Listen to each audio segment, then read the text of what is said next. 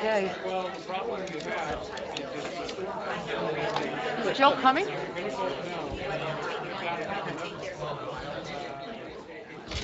material, enough argument for that. Because they're going to do this. Oh, She started. I want you to go first. We're not on. It's alphabetical. Yeah, I got a red light. Oh, okay. I don't. Depends on which name you want to use. The way roll call is, I am first. Okay. Well, that's good. Somebody more experienced. Oh, there's Jill. There we go. Before I do. Okay, here's Joe. No, okay. Good evening, everyone, and welcome to this evening's meeting of the Holmdel Township Zoning Board. Today being Wednesday, July 20th. Call to order, please.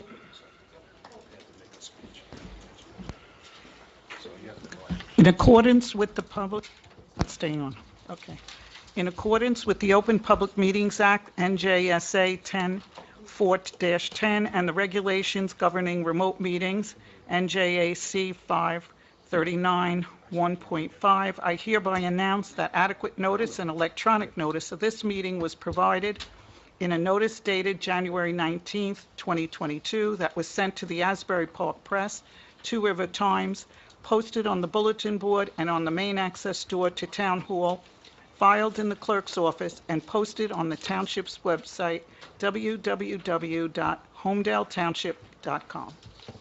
Roll call, please. Here. Dr. Blumenthal, Here. Spherical, Here. Ms. Campus, Here. Dr. Lateef, Here. Mr. Luciani, Here. Ms. Organopoulos, Here. Ms. Perez, Here. and Dr. Shaw. Please rise for the Pledge of Allegiance and stay standing for a moment of silence to honor the police, military, wounded, or killed in action. Allegiance to the flag of the United States of America and to the republic for which it stands, one nation, under God, indivisible, with liberty and justice for all.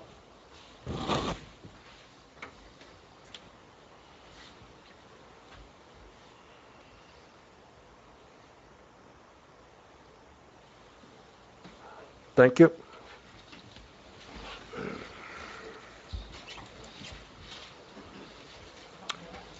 First item number one, is not going to be heard tonight. The notice was defective. It will be renoticed for the zoning board meeting of August 17th.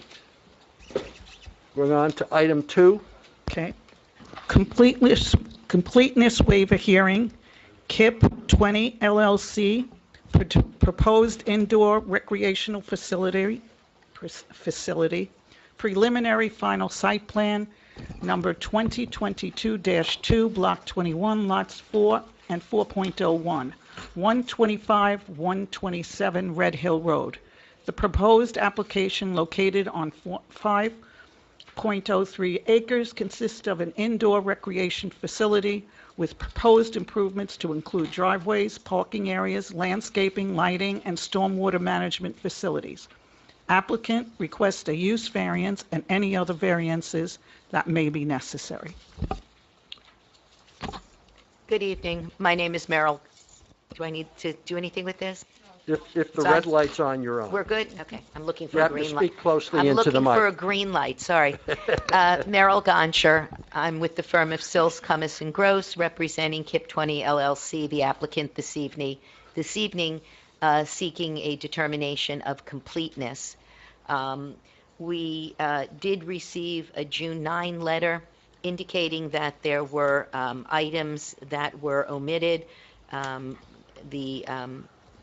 engineer who had done that review indicated that they did want to see some of those items. Others, they felt the information was adequate and appeared to have no objection to the requested waivers. And if I may, I'd like to just run through those. These are on page 3 of 4 on the June 9 letter from Colliers. Item E1, I'll couple that with I1, which both reference issues with regard to the sign plans. We'd like to advise that those plans were in fact submitted to the board within the last day or so. And we don't know if the engineer who also received a copy has had a chance to look at them, but we do believe that they now include all of the information that is set forth on your checklist. And those were two of the items that your engineer did indicate they wanted submitted so that they can review and comment on them. Bob, have you received those yet? We did receive them, Mr. Chairman, just have not had a chance to review them in detail yet. Okay. The next item was G2. Those were cross-sections and profiles of all existing and proposed streets abutting the lots and within 250 feet. And again, as I read the comment, the letter indicates no objection to the grant of that waiver. The next item is the J9, the DEP letter of interpretation. And if I can skip that and come back to that, the last two, K2 and K3, had to do with information with regard to tree location and removal and some details with regard to trees.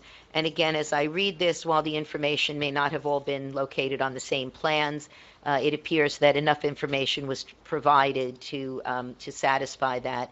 And if some waiver is requested, as I understand the letter, the engineer did not have an objection, but I'll certainly let him speak for himself. We do have an engineer with us this evening who can address A6.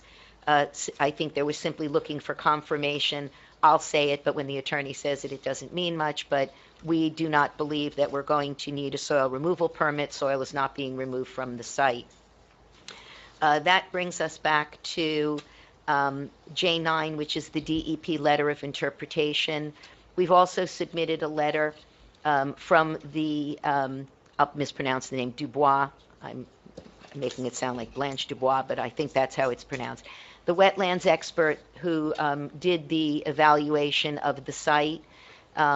They have put in writing their assessment of the property, and they have determined that there are no wetlands using the three-part evaluation. They have found no indicia of wetlands on the site, and rather than submitting for an LOI, which would delineate wetlands since there are none, they have made application, which has been submitted to DEP, for a presence-absence determination, which they expect will come back with a determination of no wetlands on site. Unfortunately, we don't control DEP's response and the timing of it, so we would ask for a waiver if the board deems that appropriate, or based upon the information that's in the letter, which is from a wetlands expert, which provides the analysis for why we don't believe there are any wetlands, and that DEP will concur with that. I just happened to get that electronically this afternoon and took a look at it, and there's one problem with that. First of all, the whole wetland situation and wetland buffers is all under the jurisdiction of the DEP and not of this board. Correct. And we've had experience with some of those situations, and if the wetlands delineation has not been done or finished, that can significantly impact a particular project. In this case, I'm aware, and a number of maps that the township has, in particular in the master plan, showing the streams of Holmdel, show that one of the headwaters of the Reminiscent is on the adjacent property, the Urbanski property. We had a case earlier this year here where a streamlet that was similar, a piece of the Reminiscent, was across the street from a property. But the fact that it was there generates a 300-foot buffer requirement because these are C1 streams. Mm-hmm. So even if a wetland or a stream is not on the property itself, I'm aware, but is within 300 feet, if that's the case, that could significantly impact the layout of any proposed development, yours or whatever. So that, rather than all of us spending a lot of time on it, I feel it's very important that we get those kinds of issues resolved early on. So I feel that not just the LOI on the property itself, but going out to 300 feet is important. Let me say this. My statement is just a brief summary of the letter that was submitted. This was not a cursory review. This was retaining a wetlands expert who would put together the application and did put together the application. Understood. Who made a full analysis. But which, only of the property itself. No. He made a full wetlands analysis, which always would include off-site, because we're all aware that transition buffers as well as stream buffers don't care about property lines. Correct. And so an analysis includes a full analysis of any wetlands impacts on the site, including from off-site streams and off-site wetlands that might require a buffer on our property. So there was a full analysis made, and the determination of presence-absence was made after the full analysis. It was not a limited review. It was a review initially prepared with the expectation that there may be wetlands that would be delineated, but the analysis, when completed, indicated there was nothing which required an LOI with a delineation, and therefore, in their expert opinion, they believe that a presence-absence is appropriate because there are, in fact, no wetlands, and by that I mean nothing that would require regulation from DEP are present on the site. Bob, could you comment?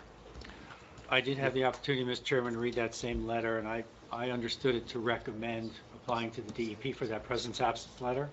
But I also took a look at the GeoWeb, NJDEP's GeoWeb, and it did show wetlands encroaching on that particular property. So I would not necessarily agree an LOI is not the way to go.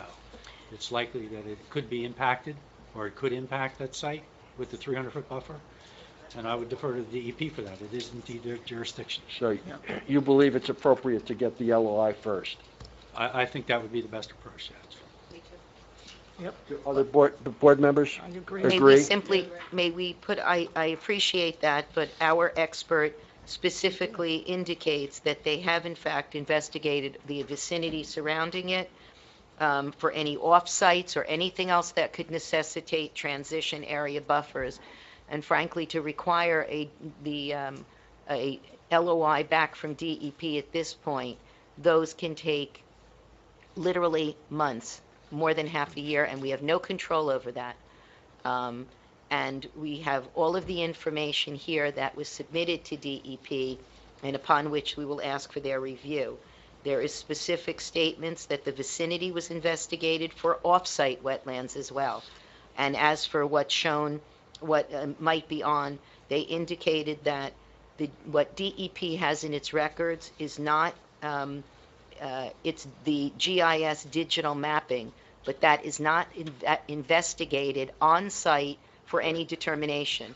They, in fact, did do an on-site determination and followed appropriate protocols to determine whether or not there was anything that would bring it within DEP jurisdiction. I'm not for it. Again, Mr. Chairman, I would defer to DEP to make that assessment. Yeah, I think that's what we've generally done with other applications. Let's get the DEP consensus on the record, because we've seen situations where the best efforts from an applicant's engineer did not agree with what someone at DEP eventually decided, and it resulted in significant changes to the application. Is there anything shy of that we could submit? Because we feel it's very unfair to be holding, not because of anything we're doing, but because of the delays at DEP and their inability to turn these around, even within the time frames they were doing it before COVID interfered with their processing, if you will. And now it is even further a more extensive delay in being able to proceed.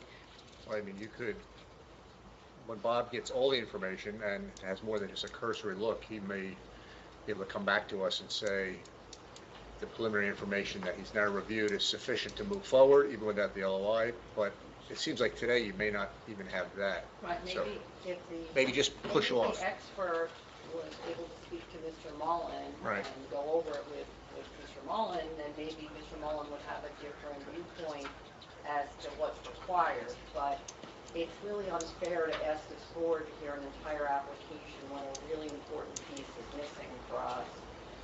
That's a very issue taken very seriously in Holmdel Township, so particularly by some board members. And so if our engineer can't recommend it, then I speaking only for myself, I'd have to vote the application incomplete and vote no. Right. So I'd recommend your experts speak with our engineer and convince our engineer that that it would be reasonable to move forward without waiting for the letter from George. I'll agree with that. Other board members concur? I agree too. I think it's unfair to ask us to do something that is required to other applicants that may come before us and ask the same thing. And we have seen in the past that things change. And no offense, I'm sure you did an expert analysis, but let the DEP, which is what's required for this application, to put their rubber stamp on it for this board to be able to review it. We will have our witness, of course, speak to them and reserve our rights with regard to the position that the board's taken. We appreciate your time. So Is that, let me ask then for a motion to declare at this moment the application incomplete. I make a motion. can you, excuse me, can I just ask about the other items? If those have been addressed or if this is the I only, think so that the we know what recommendation remains? from you of- and the board's engineer is the other items can be dealt with. Okay. That would, so we know what we're down to in the? Right, and I have one other one, but we'll get that in a moment, not a completeness item. Okay, so we have a motion. Was there a second? I'll second it. All in favor? Aye. Okay. I briefly looked at the site plan last night, and one item bothered me. I'm going to ask our engineer about it. And namely with regard to stormwater management, which is we're all dealing with new stormwater regs that were adopted by the state about a year ago. March 2021, they became Right. effective. As I looked at it, what I saw was one narrow, long stormwater basin along Red Hill Road at the front of the property, serving the entire 5-acre project. My understanding that with the new stormwater regs, the state wants stormwater management to be done in no more than 2.5-acre groups.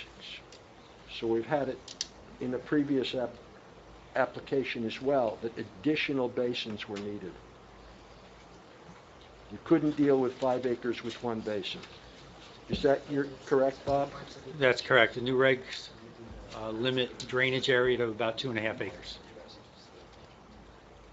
So this doesn't affect completeness, but We if there's understand. something I noticed that can be difficult for engineers to deal with, but a little heads up gives you time to think about it. Yes, we assure you that the plans are being designed to the current standards, if that's the concern, but that we're aware Yeah. of that, and that's how they're being One designed. footnote in the standards that not everybody immediately recognized. That the 2.5 acres, that Yes. we're aware, but thank you.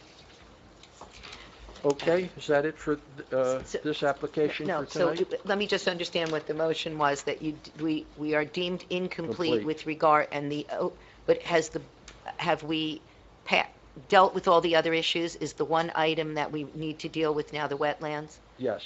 And do you want I know you've completed your vote, but if you're happy with my representation, if you want the engineer to confirm that we don't need a think soil your removal best- permit, we're happy to proceed. Your best to talk offline with our engineer, potentially sit down together, show him what materials you have, We will do that. because he's our expert, and we rely on him. Okay, we will start a dialogue to try to resolve that and come back to you. Thank And you. Bob, do you want to give him your card, or We know how to. you have it? We And have any- their- All the Yeah. contact And- info is in our letter. Any formal submissions do need to go to the office for Loretta, and then she'll distribute it to everybody. We'll do that. Thank you. You're welcome. Okay.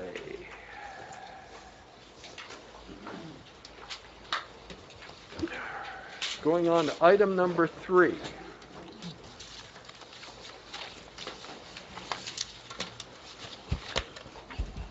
Public hearing 470 Red Hill Road, Dementia Center, preliminary final site plan, number 2020-6, block 4902, lots 40, 40Q, and 41 in the R40B zone.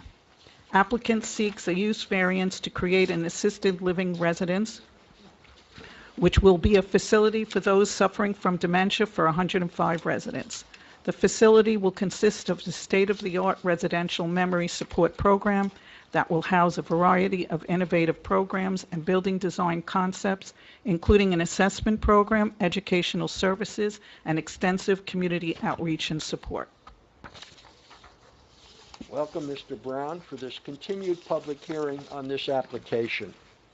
Number 11, who's counting? Number Right. 11. Members of the board, members of the public, thank you very much for having us again. Thank you for working with us and members of the public. Thank you, Loretta. So, as a matter of housekeeping, as I've done just about every hearing, I would like to ask if the documents which were discussed at the last hearing can be marked in evidence. So that would be the 6 photos of the site, which were marked as A31. Jim Higgins testified about that, as well as A32, which is the noise report Mr. Higgins also spoke about. I believe those are all been recorded as received. Moving forward, the board did receive 2 other documents from you with a cover letter about a week ago, Yes, sir. summarizing, as we had discussed at the end of the last hearing, you provided a summary and an appendix to the summary from your perspective of what you've been testifying to. That was posted on the township's website with today's date and has been made available to the board members, and I believe Loretta has some copies if somebody doesn't have it. So thank you for your submittal. Well, thank you for receiving that. So that's Taking a now look at 'em. officially part of the record. Okay. Yeah, they were sent in by cover letter July 8th. Yes. So that ends the direct testimony by the applicant. As discussed at the end of the last hearing, Mr. Asadi understood has 2 witnesses, and so I could either move or stay or whatever is comfortable for the board. Okay, so you're finished with your direct testimony, and Yes, which has been summarized in those 2 documents that I just referenced, Yes, sir. that the board has and are available on the township website?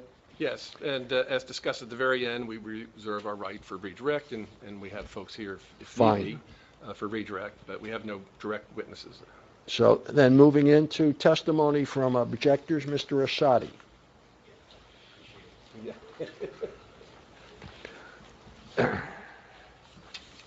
You want to please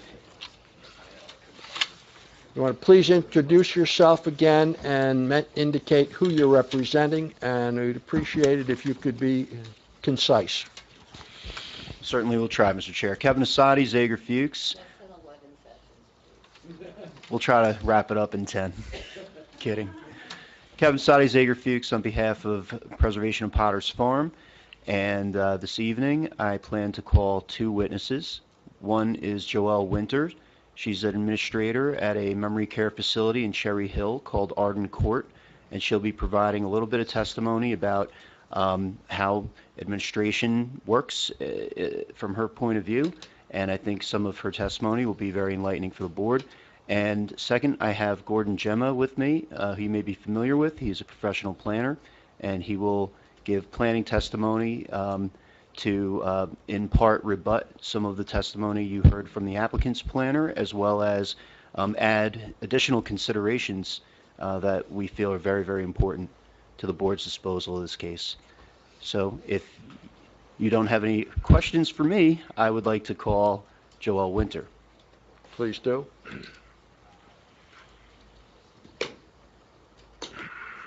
Yes, please, make yourself comfortable. Please identify yourself for the record, and you swear. My name is Joelle Winter.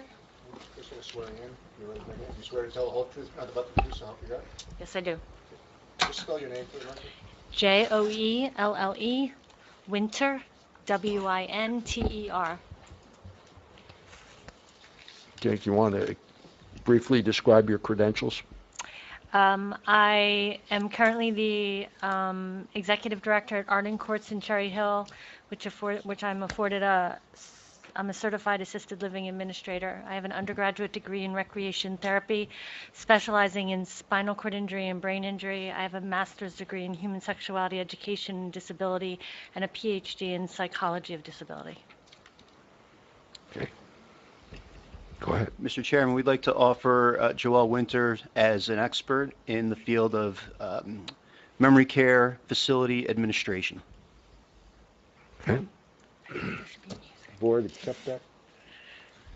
Yes. Okay. Just repeat that. Good. Memory care. We're good. Memory care facility administration.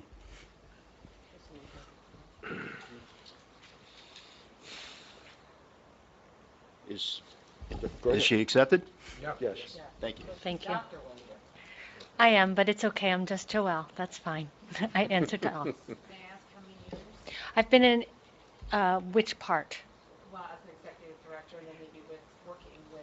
Yes, I've been an executive director now for 3 years. I've been okay, we're going to say my age here. I've been a recreation therapist for 32, a human sexuality educator for 28, and a psychologist for 22. Thank you. And it's okay if I call you Joelle Absolutely. instead of Dr. Winter? Please do. But let the record know she does I do go have by a Dr. Winter. Joelle, so you described the position you currently hold. That's executive director, and what is the facility? It's Arden Courts of Cherry Hill. It is a dementia facility, a facility for people with dementia. We are a 54-bed facility that all we do is memory care. Okay. And what do your duties entail? What don't they entail? I see. I oversee, obviously, all the operations. I supervise all clinical operations as well. I meet with families. I meet with professionals in the community. I do education. I do counseling. Okay. And you said you have 54 residents there? We have 54 licensed beds. We have currently 47 residents in-house. Okay. So you have 7 Open available. beds. Okay. Yes. And how do those get filled? How much turnover is there typically? Well, I will tell you in the last 3 months, we've had 18 people either move out or pass away, and we've had 14 people move in. And is it uncommon for you to be fully occupied? Very. Has that ever happened? Not in my tenure. No. And you say this is a memory care only facility? That's correct. Is that licensed as, what kind of license does that facility have? So our facility is licensed under the umbrella of assisted living. However, there is that subcategory of the memory care facility on its own. Okay, and from your standpoint, what are the differences between an assisted living facility and one like yours that's memory care only? So an assisted living facility is basically like, it's for mom and dad who need some help because maybe their mobility is impaired, or maybe they need help taking their medication because they can't see real well. They still need some intervention. So they come in and they get that help. An assisted living for people with dementia is actually something closer to a nursing home environment, because people with dementia, as part of the decline within their disease process, they're going to need more care. All ADLs, activities of daily living, dressing, grooming, eating, making good choices, safety, all that is something that we as a facility have to make sure that we maintain them. We start with adults who hopefully are at a high level of cognition, but by the time it's at end of life, they've often regressed back to childhood, if not infancy. So how do you determine whether your facility can meet the needs of a particular resident? So we go out, we get a referral from a million different types of sources, and then we go out and do an assessment where we go out to the home, to the hospital, we review all the case notes, and then we make a decision based on where the resident is at, both physically, cognitively, behaviorally, whether or not that's an appropriate placement for our building. Do they typically come in at a high level? Not necessarily. I just brought in a resident a couple months ago who is actually, she's bedbound and at end of life. But because we allow people to age in place, we brought hospice in, and we're just going to love her until it's, until the next part of her journey. Okay. But do many of your residents come in at a high level? Yeah, I mean, I would say it's probably about 60% come in at a higher level, and I would say probably close to 35% come in at that mid-level. So as the health condition, the dementia worsens, and does it almost always worsen over time? Is that the way it works? That's a guarantee, yes. It's a guarantee. It's a guarantee. And as their condition does worsen, how might they progress through your facility, and do they ever progress out of your facility? So my facility, there's only 2 reasons in my facility that would be a reason for them to have to leave. Well, 3. One would be financial. If a person is unable to continue to pay, we are a private pay facility. So if a person is unable to pay, we're going to then support them in finding a Medicaid bed. The second reason would be if we are no longer capable or able to cover their skilled needs. So if a person has dementia and they're morbidly obese, in an assisted living under that umbrella, I can't use a lift, right? So if somebody is morbidly obese and they come in walking, but through the process of their disease process, they decline, if more than 2 of my staff cannot lift that person or facilitate the movement of that person, then I have to transition them over to a skilled nursing facility where they can use lifts. And that's part of the long-term umbrella as opposed to the assisted living umbrella. And then the last reason that somebody might leave is behavior, which in my building happens very rarely because we specialize in managing people who have difficult behaviors. But what's difficult to facilities unlike ours, to us, is not behavior. It's just part of the disease process. Just as a child who is 8 or 9 is not able to necessarily manage their emotional regulation, so too does a person with dementia. So we just have to meet them where they're at and figure it out. But there are times where if somebody is putting either themselves at risk or the safety of others at risk, then we have to discharge them to either a crisis environment or to a higher level of clinical neurological care. And you mentioned before about taking a patient, or a resident, I should say. That's the correct phrase, right? Yeah, it's resident. And they were soon put on hospice. Can you explain what that means from your point of view when a resident is put on hospice at a memory care facility? What does that mean exactly? So dementia is a terminal progressive disease, okay? Back 10 years ago, if somebody was on hospice, the assumption was that they're going to be gone within a 30-day period, that it would be at end of life. Anymore, that's not the case.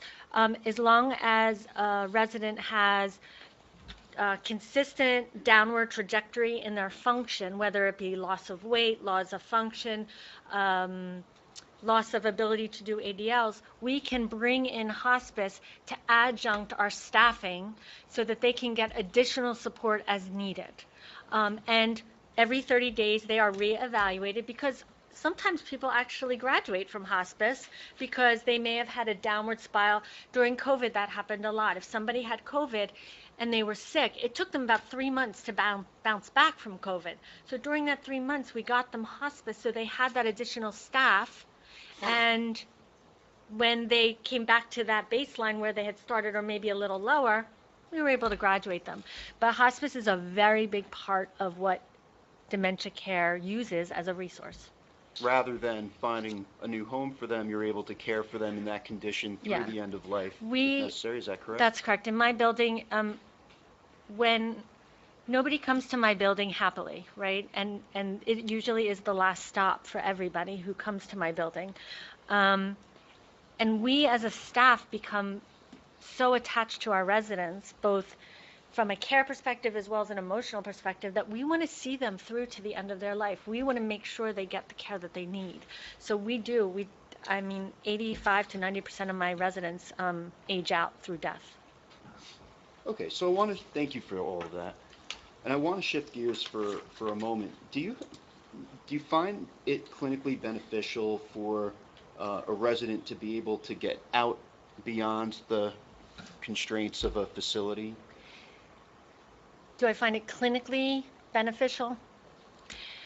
Not necessarily. If the environment is such that it meets the social, emotional, physical, cognitive, sensory awareness and needs of a resident, no. My residents don't leave. Most of them, if they come into my building because they're so overstimulated or they're not able to manage in an environment even like this. This would just set my residents off. They come into my environment where we create a structure and a consistency, and that de-escalates everything because it's calm and it's nurturing, right? So to take them out into the community will just set them back. We have a Pat Steaks, I don't know if you guys have that here, but we have a restaurant across the street from the building, and of my 47 residents, I can only take one of them out to the restaurant. The rest of them, behaviors increase, they are so overstimulated, they pace back and forth, it just overwhelms them. It's like having a child in a really loud environment, and they're not children. These are doctors and lawyers and Fortune 500 finance people. My residents are not children, right? But this is Ask a question, won't throw you off? no, it won't go. Okay. Yes, you don't want me to ask? No, ask. Please, go. Oh, sorry, I So- thought she was asking me. I think she's asking both of us, but it's fine. Well, I don't want to interrupt his rhythm, but I've had a couple of questions, I've been holding it in. Go. So- No, yeah. So, I understand that.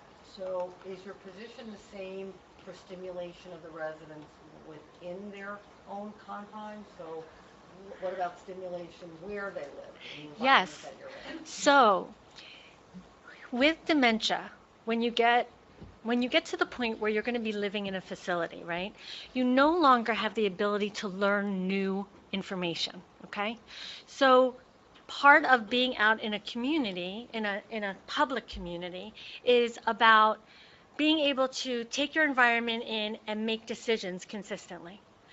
That takes learning. Okay, the air conditioner just went on, it wasn't something scary, and because they're regressing in their ability to kind of make those judgment calls. What we do in our environment, I mean, we have a very stimulating environment. I mean, we have dances, and we have, we do cooking groups. I mean, it's sort of like, it's like any retirement home would be. It's just that it's catered to meet the residents where they're at. So we create every single day, 7 days a week, 365 days a year, the exact same schedule is kept. At 8 o'clock, they have breakfast. At 9:30, they have coffee social. At 10:15, they have some sort of active activity. At 11, they have a trivia or a cognition activity. Then they have lunch. And then after lunch, they have another active activity, and then we start to come down, we have music. It's all based, again, all these activities are adult activities that any one of us would like to do, but it's at a level that allows them to be successful. So there are times where a resident might need quiet, and if there's no quiet on the inside, because my building is completely an enclosed, locked building, sometimes they'll come and sit in my office with me for an hour just to kind of de-escalate. But otherwise, I mean, we have 12 doors that open up into a beautiful courtyard. They garden, they shovel the snow, So that was a really long-winded answer, but yes. What else? You had said earlier about not having all your beds filled. Mm-hmm. Do you have a an expert opinion as to why your beds aren't filled all the time? I think that, one, there's a lot of competition. My building is one of 5 memory-only care facilities within about a 6-mile radius in Cherry Hill. And we all have our niche and we all work together. So if one of the facilities gets a referral for someone who may have questionable behaviors, they're going to send it to me. But we're always fighting over that. The other issue is it's finance. It's not cheap to live in a facility like ours, whether it's mine or one of my competitors. You have to put the money out ahead of time. You can't, if you don't have it. My facility happens to be an all-inclusive facility, so you come in and the rate you're at is the rate. It covers everything except incontinence or hair salon. But a lot of my competitors come in and they bring you in at a lower level, and then the first time you need help with your meds, it's another $1,000. The second you need incontinence supplies, it comes another level. So at the end of the day, it can be $8,000, $10,000, $12,000 before you know it, and people just don't have that kind of liquid money right now. And insurance, unless they have an amazing long-term care plan, they're not going to. It's not feasible. Thank you. Mm-hmm. So did you familiarize yourself with the subject application? The subject meaning the facility? The application that is the subject of Well, this application. Somewhat, yes. Okay, and are you familiar with the location where it's proposed? Here, yes. Okay, and where is that? It's off the exit 114 on the Garden State Parkway. Okay, and as an administrator, do you find that to be a good location? Location doesn't matter. It's about care. Okay. I mean, it's not. I can understand that, maybe it's a good thing, but it's not a bad thing. It doesn't matter where a facility is as long as you're getting the care you need. As long as it what? As long as you get the care you need. Care is what's the important thing. Mm-hmm. And are your residents necessarily people from Cherry Hill? Most of my residents come from within. So Philadelphia is about 15 minutes over the bridge from where we are. And I would say the furthest we have is somebody who's from Ocean City, New Jersey, which is about an hour from us, because there is no dementia care down in the Ocean City down south there. But predominantly, they're all within at least 20 minutes to a half hour from the facility. Okay.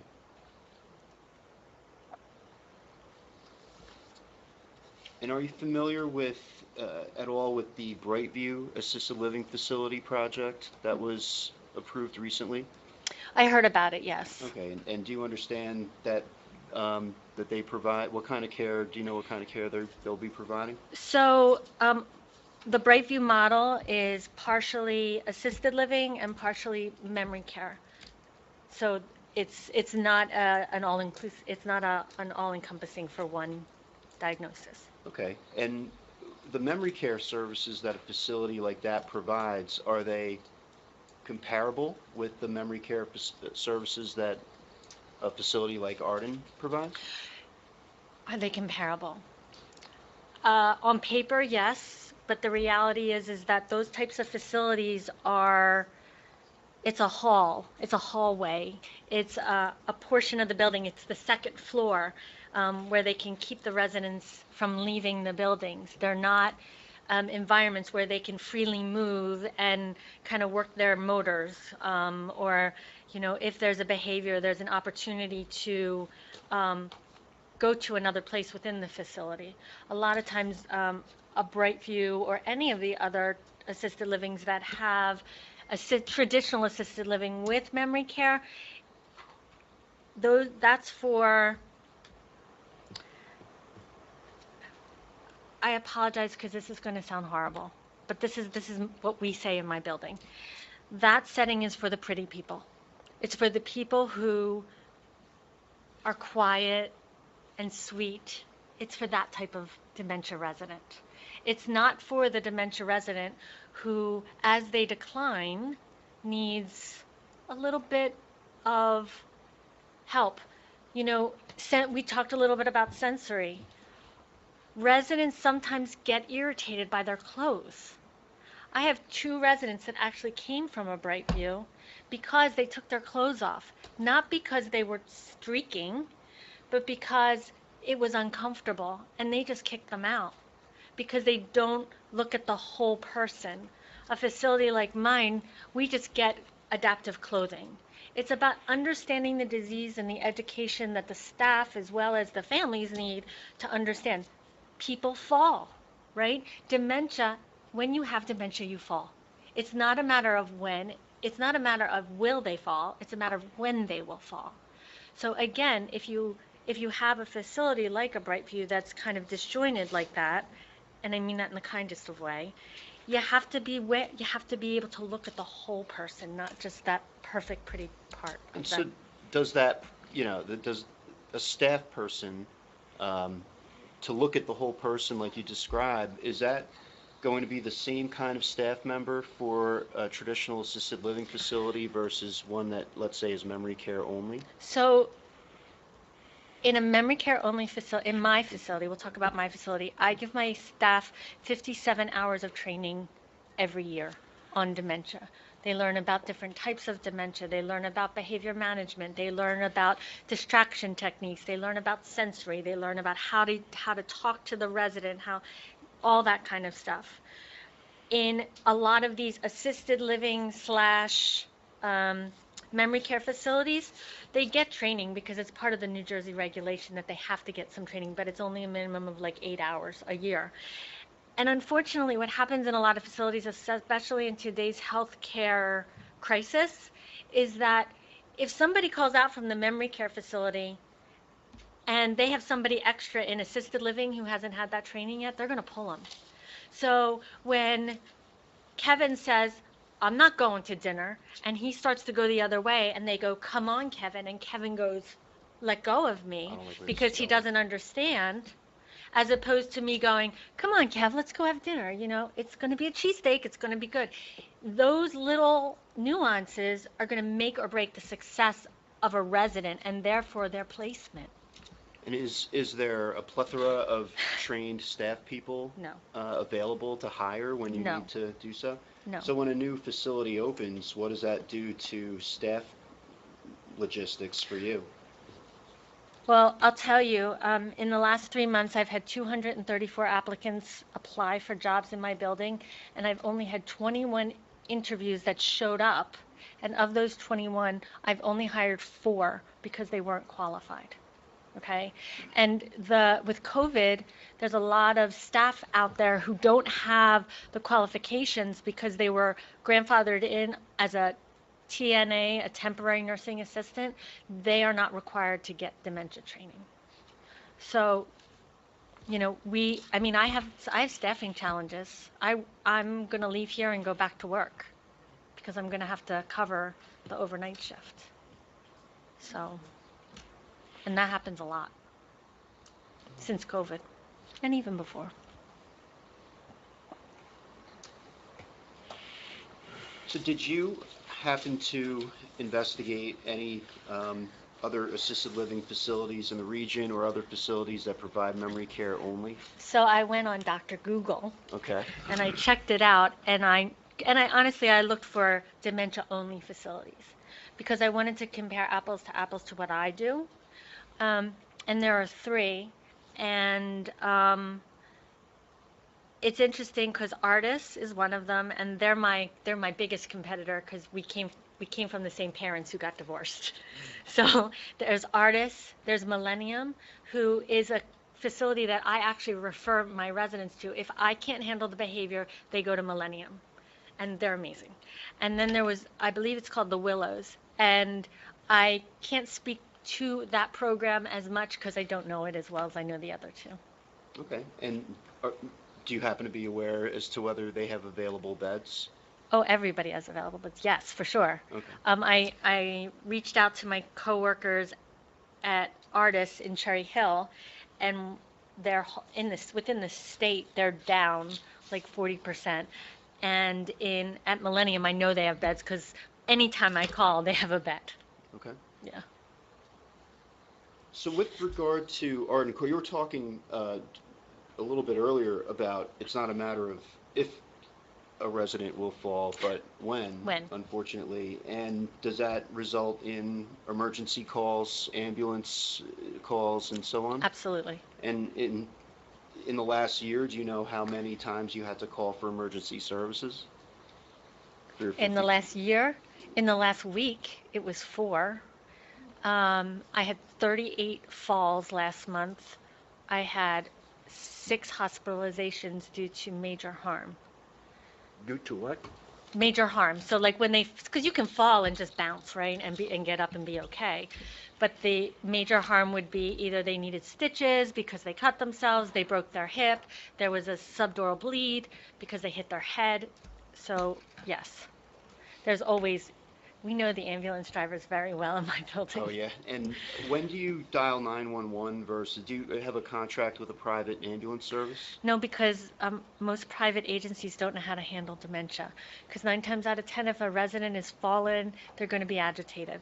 And when they get agitated, if you don't know how to handle it, a lot of our private agencies, because we do use them for doctor's appointments, but when you're taking someone to the hospital and they're agitated, I mean, it's taken 2 police officers and 3 EMTs to get a lady who was smaller than me onto the stretcher, and she just, because she was scared. You know, it's just like a child. I keep going back to, they're not children, but they react like children. They're scared, and what are you doing? Why are you taking me there? So we do not ever call transport. We always call 911. Okay. They're on speed dial. So, could I ask one question? Yes, please. You said you had 6 hospitalizations. What period of time was this? In the last 6 weeks. 6 weeks. So basically, you're running like 1 a week? No, it's sort of, kind of goes with the moon phase, honestly. Like it pockets, right? Like we'll have 1 fall, and then all of a sudden we'll have a bunch more, and then it will go for a quiet point. So, but how much, as a running average, do you have any statistics? As a running average for what period of time? 3 months, 6 months, something that we could kind of get an idea. I would say in the last. Can I clarify the question? Are you asking for hospitalizations or calls to 911? Well, really, it'd be calls to 911, but Yeah. the hospital, but I understand that the calls to 911 should be the same as the ones that went for hospitalizations, unless I'm wrong. No, well, there is an additional component here, because if we call somebody for 911 because maybe they cut their head and they need stitches, right? They're going to come back to us via ambulance, okay? Because they still have a medical condition that's acute, right? If they were to go out with a hip fracture, for instance, and they're hospitalized, and then they're brought through to surgery, and through that they would go to rehab, and then they would be brought back by transport. Okay. Can I ask you a little bit about that? When you say 911 calls, I'm curious, all 911 calls, whether it's cardiac, breathing, anything, do you have any statistics on that? Sorry, I'm not sure what you're asking. All night, we've been talking about falls, and I'm asking you about all 911 calls, if it's cardiac or difficulty breathing or anything. Do you have any statistics on that? Well, my building, every person in my building is a DNR, which means do not resuscitate, allow a natural death. So unless somebody is having trouble breathing because they're having an asthma attack or something, the likelihood of them going out is very minimal, okay? Because most of my residents are very healthy, right? They're just have dementia, which is very different. So we don't have, I can honestly say that probably, I've only had one cardiac, and that was this week in my entire tenure as an executive director. I've had probably a dozen behaviors where I had to send them to crisis for psychiatric intervention, and the rest have been falls. So how many people, how many times do you, in 6 months or a year, do you need to call 911? I'm pulling a number out of a hat based on what I can recall from my state reports that I have to file every month. But I would say we probably have close to 10 to 15 calls a month on the low side. And could you remind the board the number of residents in Arden Court? 47. Well, 47, yeah, for right now, but potentially 54. Okay, thank you. Around 50. Yeah. That's my goal. That's my budget, 50. Yeah. Just one more question about, do you often observe visitors coming to see their friends and family? Mhm. And how often do you see visitors come? Well, now that COVID is what it is, because it's not over, but what it is, we have visitors every day, and we could have as many as, so tomorrow we're having a barbecue and we're expecting 130 people at this barbecue. And if it's a rainy Sunday, it could be 10. The average would probably be about 30 to 40 people a day in and out. And how long do they usually stay? Do you have any observations about length of stay when they come visit on average? What's a normal period? It depends on how their family interacts with them at that point, but it's at least a half hour, but it could be as long as all day.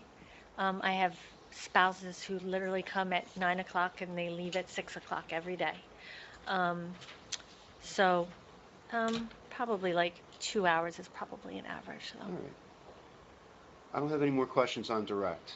Thank you very much. My pleasure. The board or anybody else can now ask you some cross. On visitors, is it consistent every day of the week, or Saturdays more visitors, Sundays? How does that work? Yeah, I mean, I would absolutely say Saturdays and Sundays have a higher amount.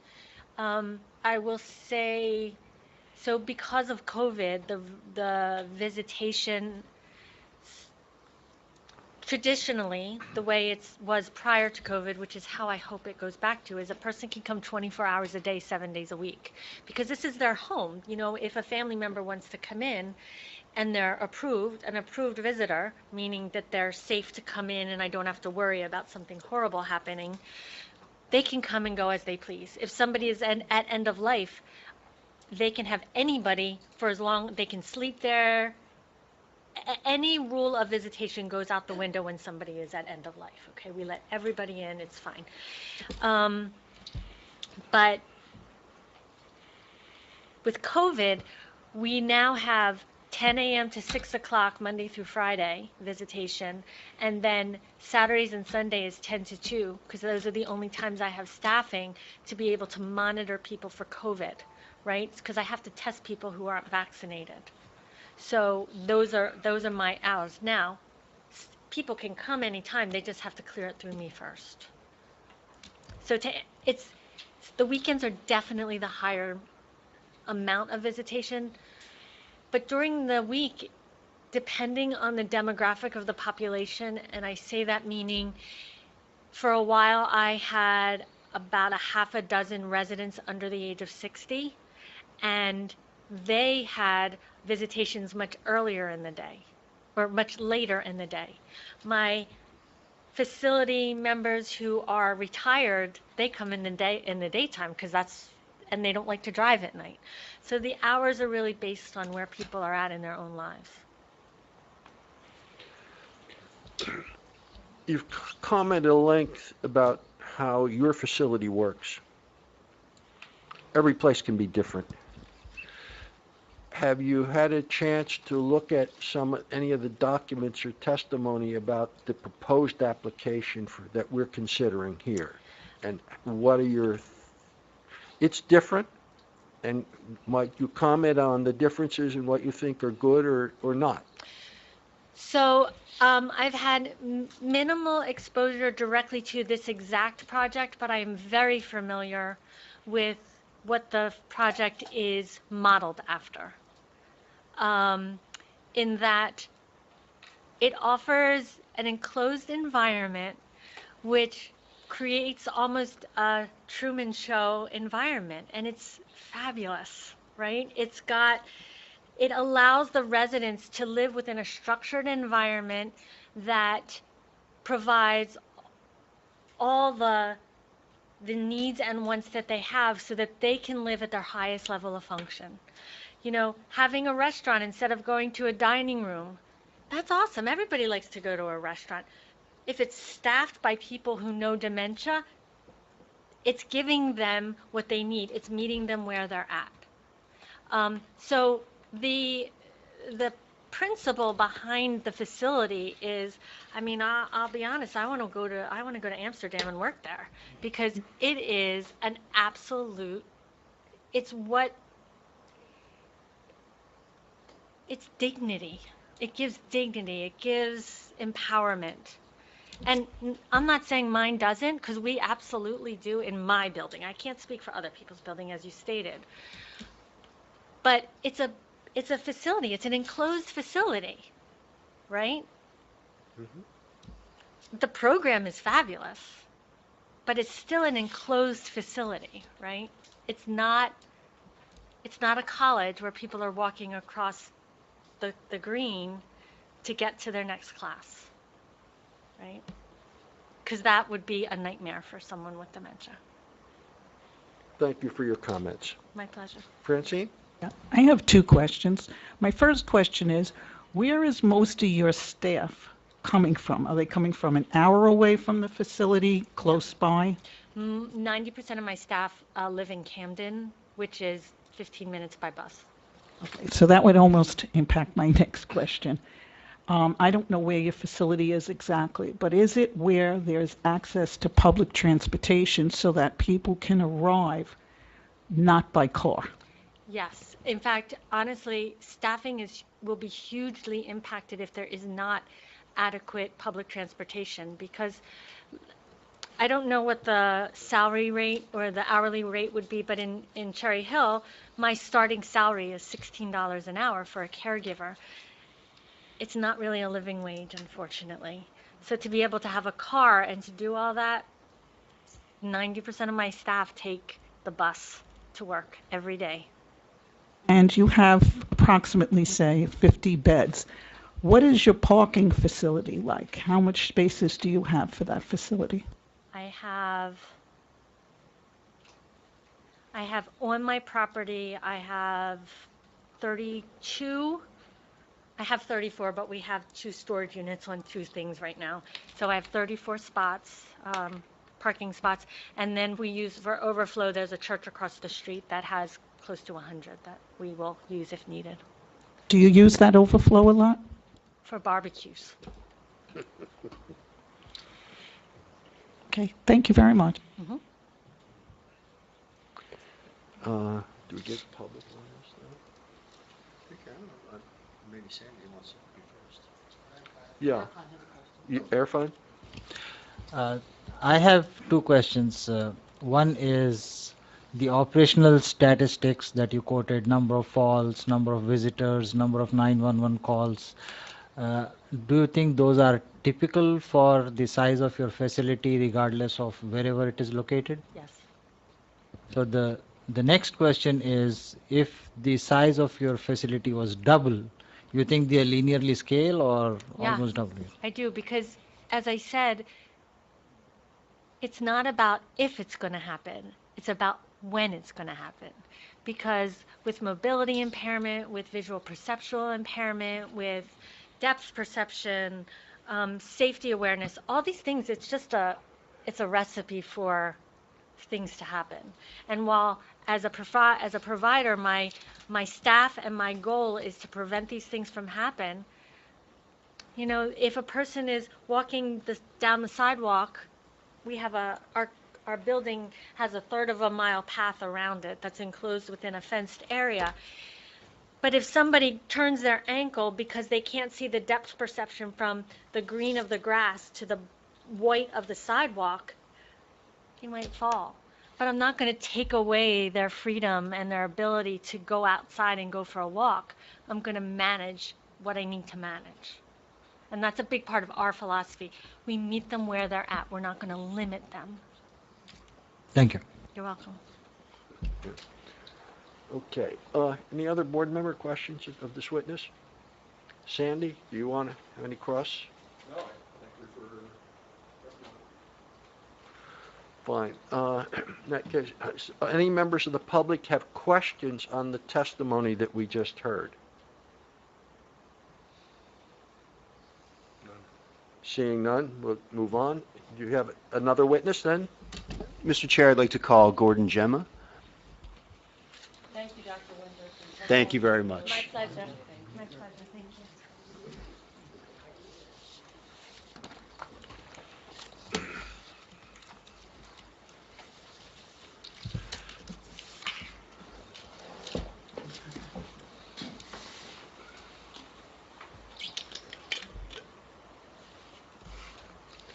All right, just going to tell the whole truth, nothing but the truth, so help you God. I do. Just spell your name for the record. Sure. For the record, Gordon Gemma, Gemma, 68 Seneca Place, Oceanport, New Jersey.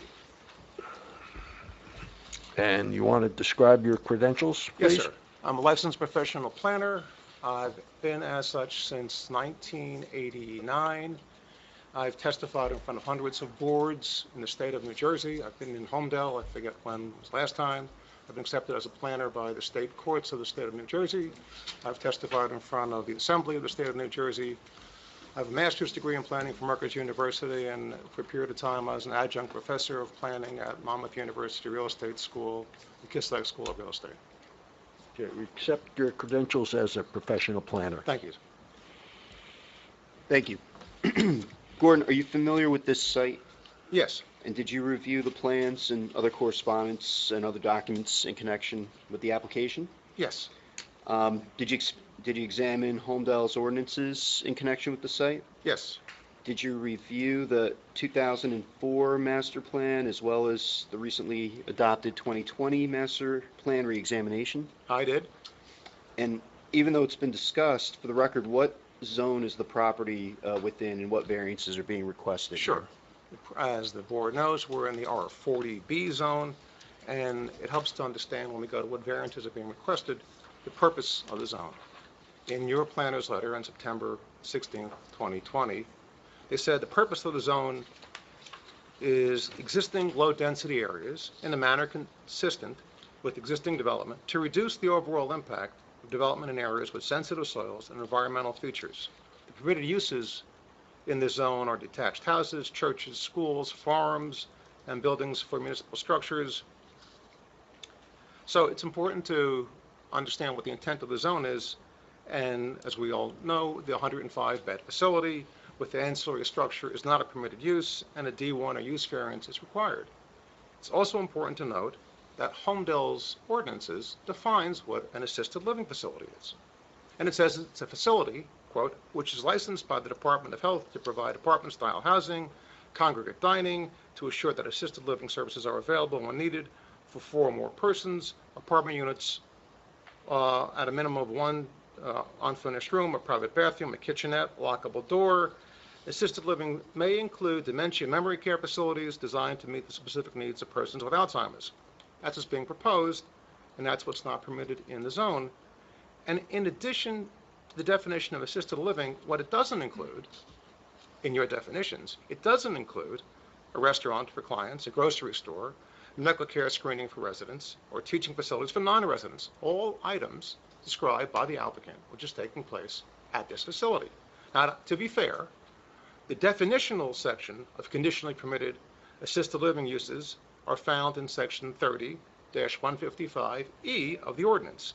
And it does indicate quote, accessory services such as dining facilities and a convenience store shall be permitted at such facilities. It does not, however, include medical care facilities for residents and teaching facilities for non-residents.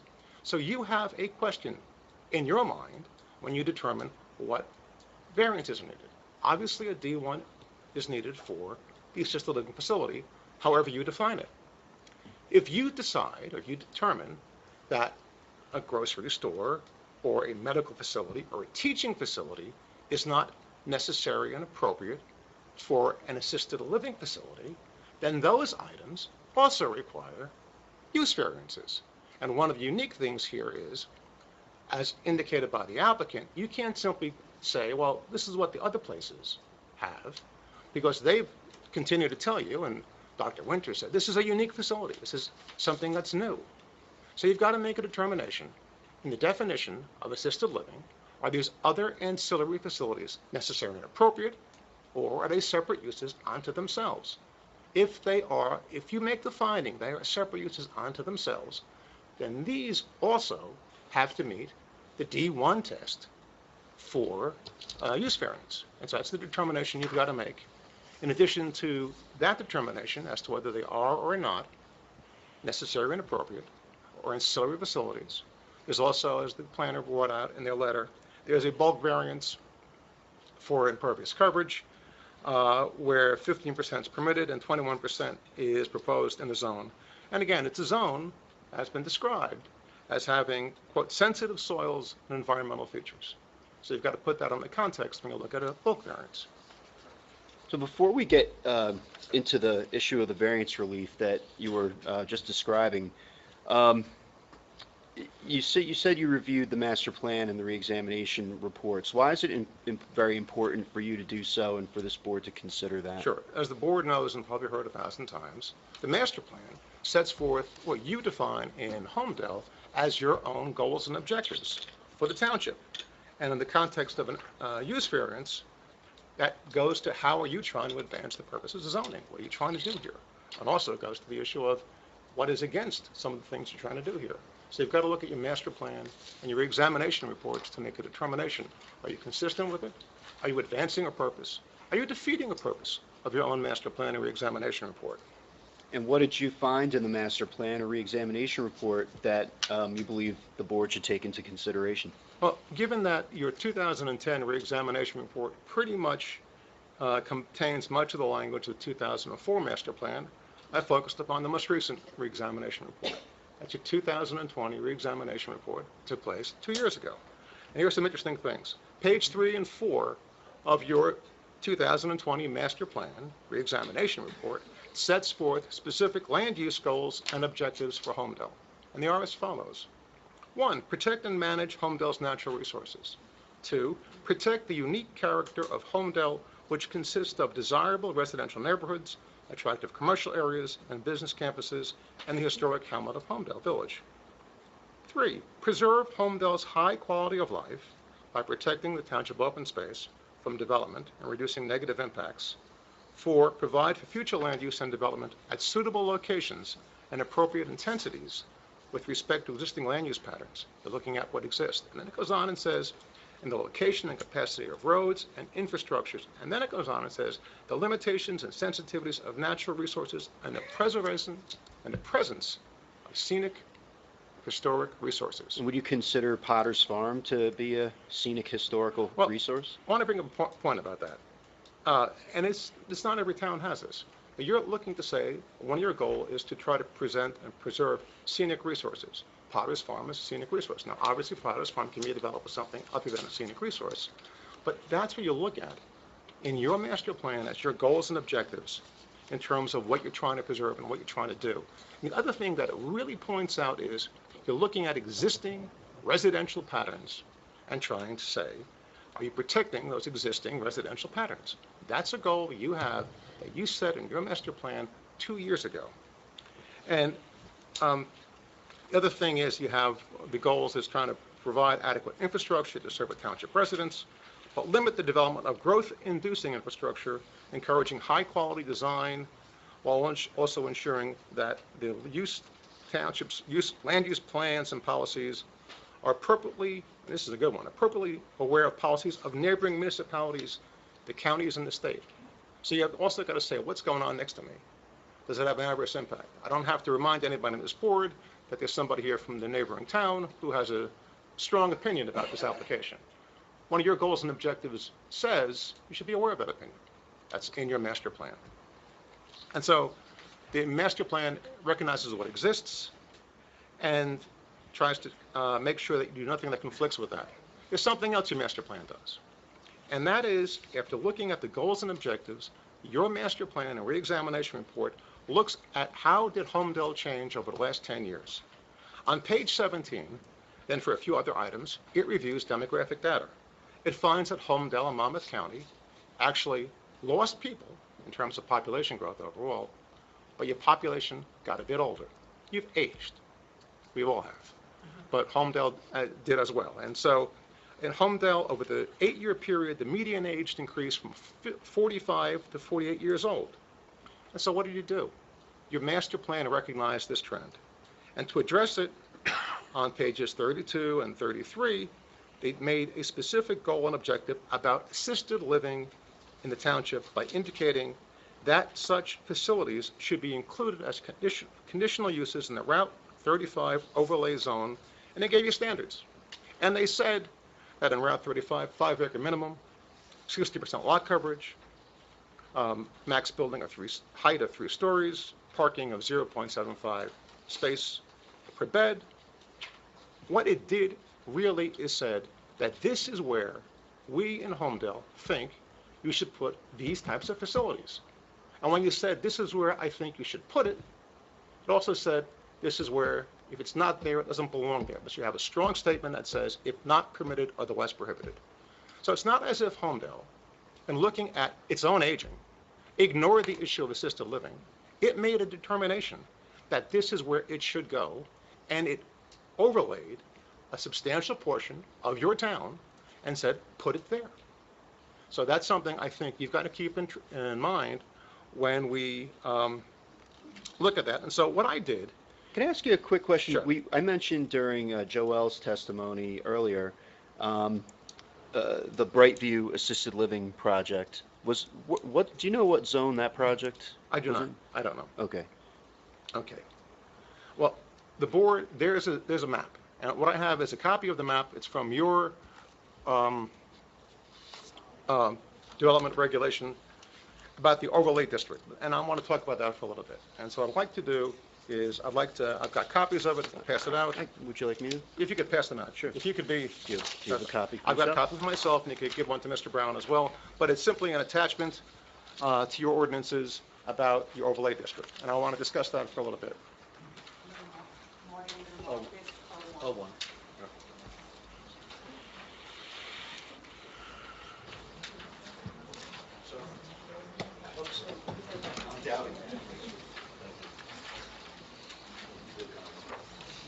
I'm sure. I can share it. Yeah. Yeah, they can share down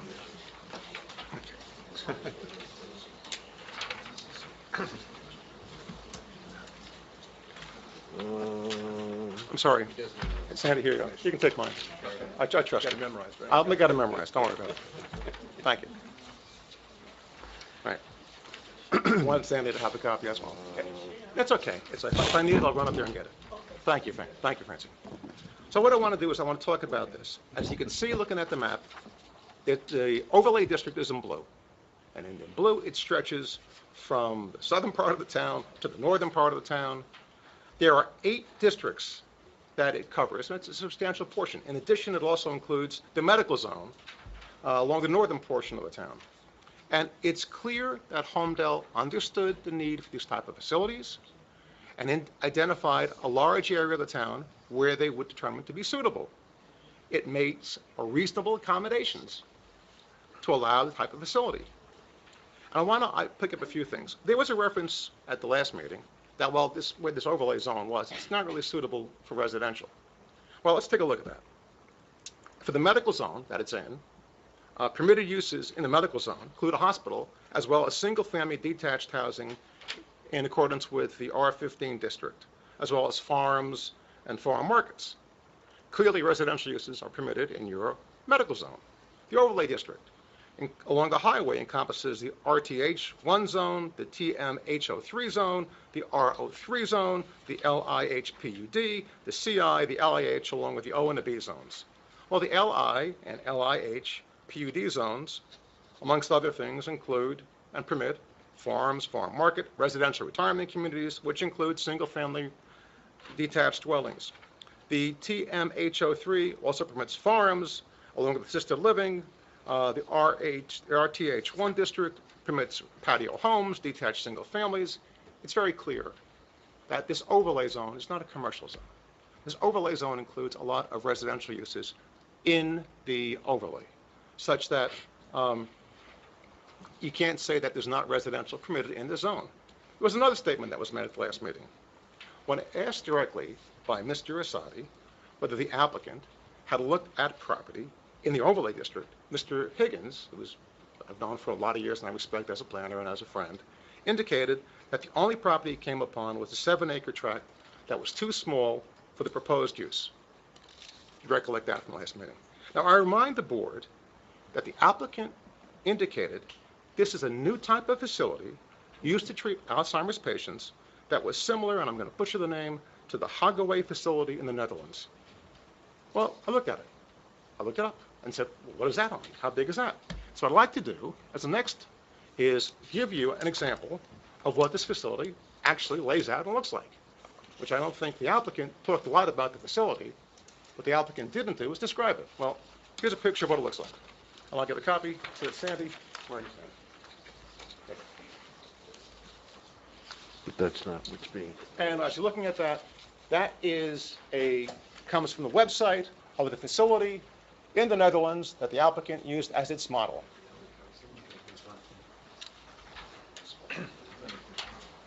And when you're looking at it, this facility, unlike the applicant's, is 150 beds that looks more like a garden apartment with internal courtyards and gardens. And this is pages 2 and 3 of their website. Pages 1 was a nice picture of the residence. Pages 2 and 3 more of a layout. Now, what's more interesting to me, when you look at that facility, I also looked at an aerial of the facility in the Netherlands. Before we get to the aerial, can we have the last exhibit marked? Thank you. And I'd like to introduce the aerial as 03 of the facility. I'll give a copy to Sandy. There you go.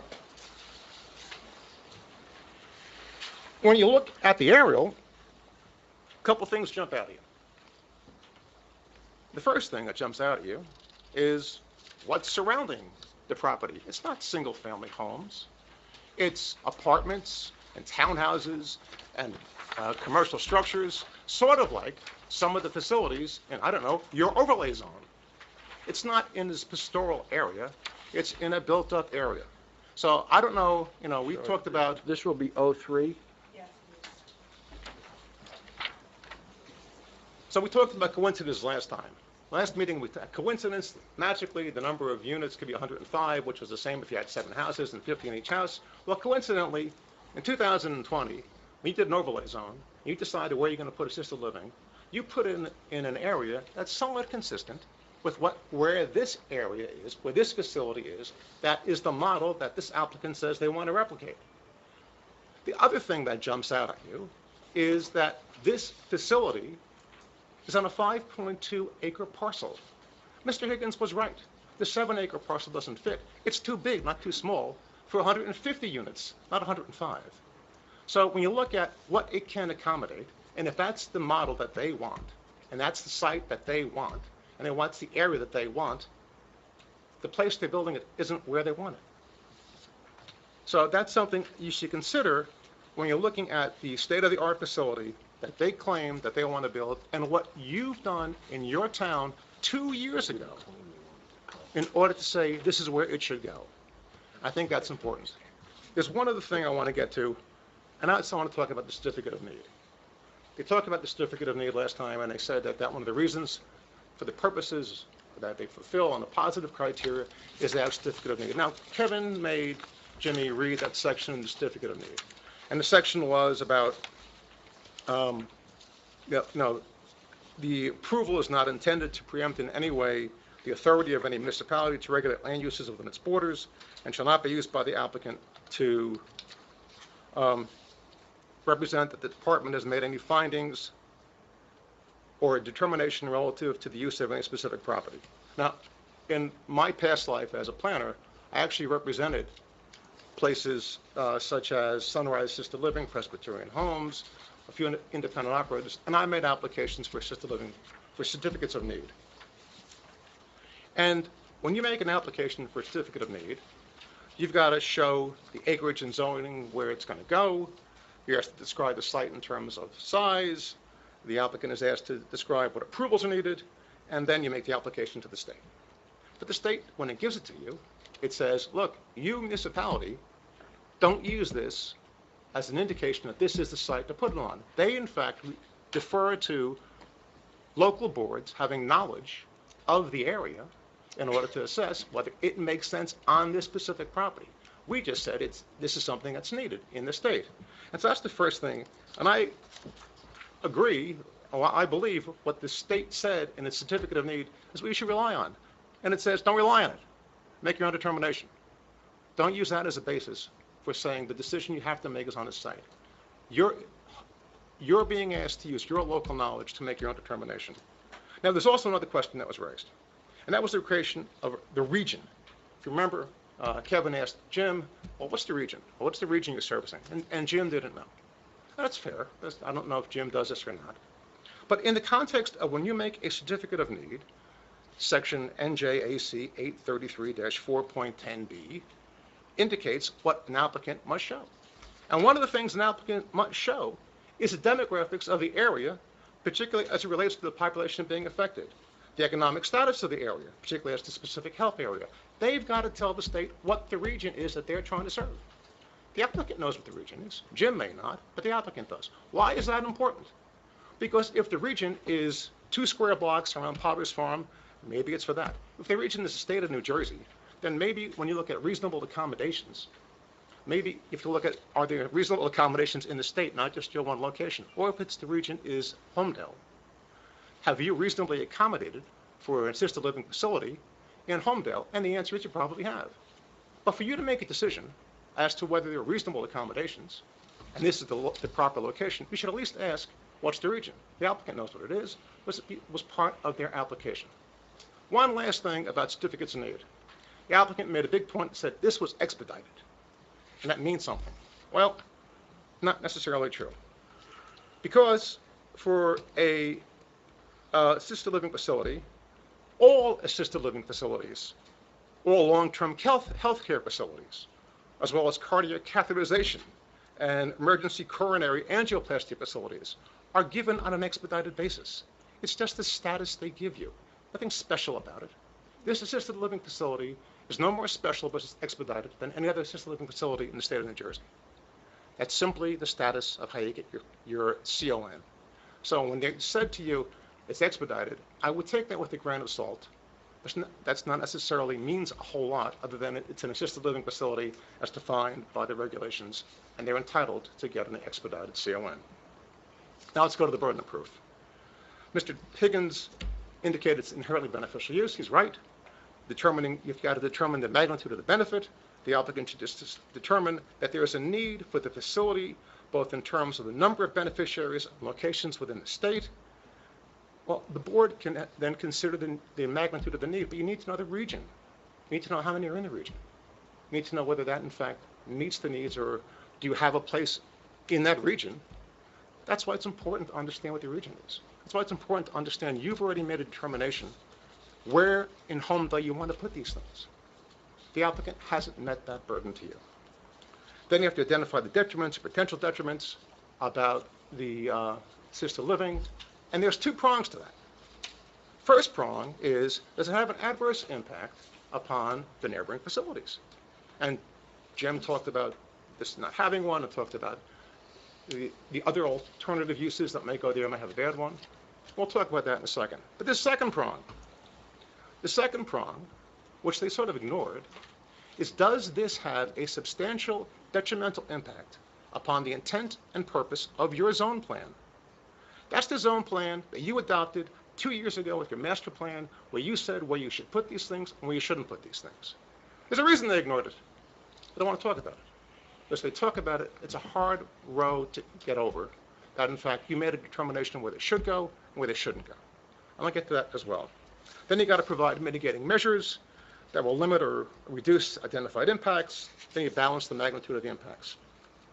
And so, by the way, if you find that the other facilities there are not necessary and appropriate, are not ancillary to an assisted living facility, because this is a new facility, then you got to apply the standard use criteria for those other facilities.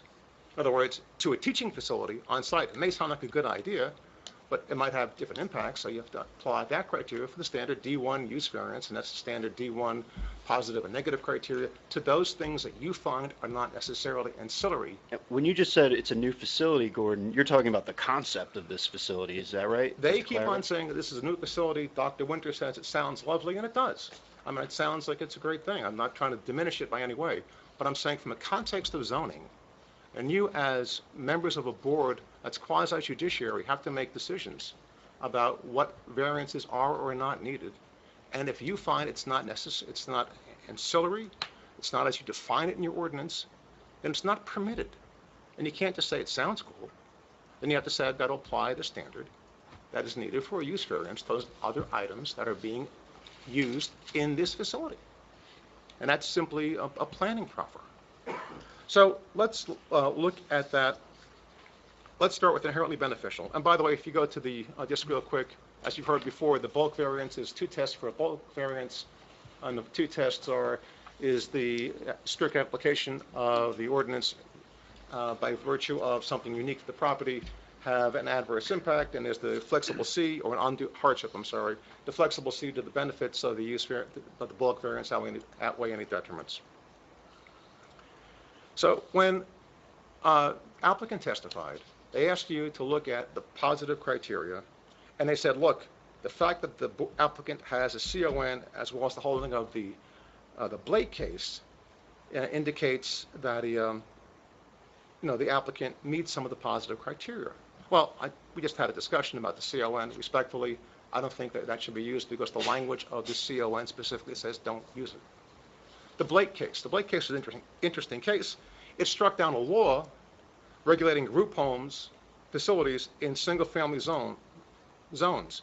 The dicta of the case indicates that the residents developed by Blake Gardens, quote, are typical single-family houses that are not considered institutions, end quote. This is clearly not what the applicant is proposing. With the possible exception of Deal, I don't know any single-family house with a 90-car parking lot in front of it. So I wonder about that. Mr. Higgins also made a point of reminding the board that according to Blake, they could have 7 single-family residents. Each could contain a 15-person dementia facility, and that would be 105 residents, which magically is the same number they have there. If that were true, then the applicant would certainly not be a single-family, the neighborhood wouldn't be single-family residential, and more importantly, that's not what the applicant's proposing. They're not proposing 7 single-family residential houses. They are proposing a large 105-bed facility with a parking structure and other ancillary uses. So don't be led down that road. Mr. Higgins then went on to say that Holmdel has to provide reasonable accommodations for this type of facility. As we discussed, looking at the overlay, I think you did. I think you went out of your way. You recognize that your population's aging. Recognize it's important to provide these things. And you provided a big section of town for these facilities in, magically, areas similar to where the facility that they say is the model should be provided. And Mr. Higgins testified that there's a property there that could fit it. Actually, it's too big. So you did what you're supposed to do in terms of reasonable accommodations. And then Mr. Higgins indicated that the use was residential in character and much more attracting than the existing farm. For that, I suggest that the facility with 90-space parking lot, 4 principal residential structures, a 10,000 square foot village center surrounded by gates and fencing, may be considered many things. Even if at one story, it's hard to maintain that that is residential in character and consistent with what we discussed about the goals and objectives of your R40B residential and agricultural zone. Even Mr. Higgins' really big barn that could be built is surrounded by fields, not fences or parking lots.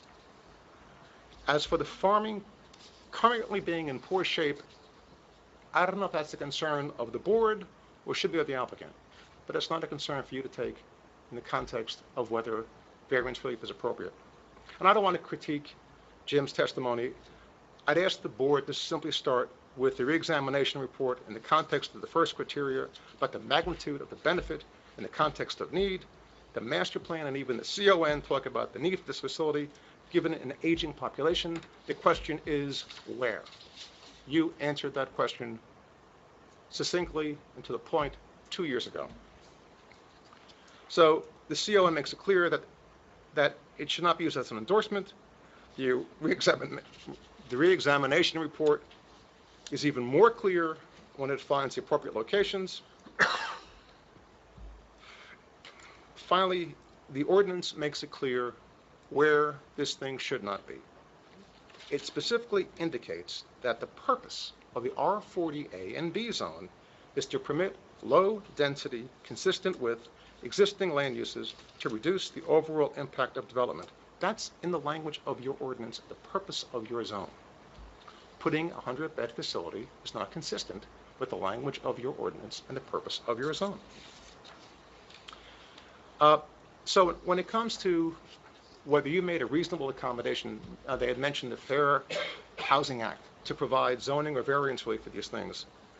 I think you've made the reasonable accommodations pursuant to the Fair Housing Act. And I remind this board that the Fair Housing Act is a shield against discrimination, not a sword to be held over your head and be used. In order to demonstrate that Holmdel failed to make reasonable accommodations to permit this type of housing, the applicant needs to make a showing that it examined all the potential property available in both the R35 zone as well as the medical zone, found none of these could meet the criteria for the proposed use, such that this is the only location in the community, and by the way, maybe within the region, because you have to define what region is and no one knows, for this type of facility, specifically when it says that this place is only for single family. So I ask you to look at that. Then there was the issue of the negative criteria. The second prong of the negative criteria is to identify the detriments or potential detriments about light, air, open space, noise. Jim went through a whole litany of horribles. I'm not going to go through it with you now about the horrors of living next to a farm. Respectfully, the farm was here before the houses were. People moved to the farm didn't move to them. When you're moving to a place like Holmdel, historic, I've been living in Monmouth County for too long, as I say. You know about farming, you moved here for that reason. And so it may be a good farm, maybe a bad farm, but you know it existed. And so to say that it could be a bad farm, it's a farm and you know it, and that's why you moved here. And it's reasonable to rely upon that. And similarly, Jim talked about other things that could be built there. You could have a church, municipal building, ball fields, all things consistent with residential housing. So, and you sort of know that that's permitted. The people in town, when they moved here, there's an expectation, they knew what the zoning was, they knew what they were moving to, they knew what they could rely upon, and the board knows that too. So to say these horrible things could be next to your house can be much more detrimental, it's consistent with what a residential neighborhood is. There are churches in residential structures. There are ball fields. There are even municipal buildings, God forbid, all in residential communities, and these are consistent with that. So I don't want you to take those out of context and character, but those are what exist normally in residential structures. What are not in residential neighborhoods are 105-bed facilities, which is why you've made a determination that, in fact, to put it someplace else. And the real concern I had is not the first prong of the negative criteria, it's the second prong. And that's the adverse impact upon your zoning. And so there are two things that I'd like to talk about. And the first thing is, you have purposes of zoning. You had set forth some of the purposes to maintain the residential character, not have an adverse impact upon the scenic vistas. Now, just to be clear, scenic vistas aren't a right we have in New Jersey. Some states actually have a right to scenic vistas. We're not one of them. However, when looking at a use variance, that's something to consider. Does this impact the scenic vista? Not because I made it up, because it's one of the goals and objectives you have in your master plan. And very few master plans have that, so I congratulate you, it's a good one. And you should try to look at that. Maintain the residential character. It's a good one. But that's the adverse impact. It becomes even more evident, the adverse impact, when you realize 2 years ago, you said where it should or should not go. You laid out a roadmap and said, if you want to put these facilities, put them here. And here's where we think it makes sense, and here's where we should lay it out. And there's one more comment I want to make about adverse impact, and that's more of a legal comment, but I asked Mr. Brown to give me some leeway, because after all, Jim talked about legal stuff, and as a planner, I think we're entitled to. And that is upon the intent and purpose of the zone plan. Namely, when a board believes that the grant of a variance would amount to a rezoning, the board should refuse the grant of the variance as a substantial impairment of the zone plan. I ask you to go back to the first exhibit I gave you, the zone plan. The zone map. The zone map. And in the zone map, I circled the area where this property is. And there's no rule as to whether a request for a variance is actually a rezoning, but there is guidance. And the criteria for consideration of the impact of the zone on the ability for a board to grant a variance was established in the Township of Dover case, the Dover Board of Adjustment. And here the court held that the basic inquiry in each case must be whether the impact of the requested variance will be to substantially alter the character of the district as that character has been described in the zone ordinance. The factors to be considered are size of the tract as compared to size of the district. In addition to the physical size, there's also an issue as to how the use functions on the land as compared to what's permitted. Look at that map. The entire RB40 zone is Potter's Farm. You give a use variance, you rezone the RB40 zone. That's just a moment. There's R40B all over R40B, town. R40B. It's not just that property. No. If you look at the map, the R40B in that area is Potter's Farm. In that area, yes. In But that in fact, area. the zone So, is all over town. I understand, but when you look at the There are map, hundreds of acres in that zone. I understand. Look, work with me. You've zoned, the town made a judicial determination, legislative determination, that this property has this zone. It's surrounded by other zones. When you change by use variance, all of the land within that zone, in that area, there's no adjacent RB40 zone there. R40B. R40B zone, I'll get it right eventually. You've in fact legislatively rezoned a portion of the property. Just to crystallize that point, any That's correct. adjacent land They say. to the subject property, are you saying that's outside of the R40B zone? All the adjacent properties subject to this property are either in another town or in the R40A zone, which is a separate zone. You are effectively rezoning a portion of the property. So you're saying a variance here would completely rezone this particular R40B zone in Holmdel by Yes. variance? By variance, you are changing the zone of this, not only as to all the land, but the functionality of it. The functionality of this zone, R40B zone, is for single-family homes or farms in an environmentally sensitive area. You are changing it by variance. What that means is if the applicant wants to truly put it here, the applicant really should be making an application in front of your town council for a rezone. But in fact, you're changing the full intent of that zone in this area. And that was the case that was the Dover Township case, and it's something that the board should consider when you understand the extent of the relief that you're being asked. More importantly, it goes to the heart of substantial detrimental impact to your zone plan. Your town made a determination that Potter's Farm is R40B. You're changing it. And that goes to the heart of legislative intent. Finally, the issue Can I becomes, ask you just to clarify one other thing? How is that different than any use variance application? well, most use variances don't change the entire zone to something that's not permitted. You're now doing that. You've made this, for whatever reason, and I'm not going to go into the intent that the town council and your zone map had to make that one a separate zone, but you did. And now you're changing it.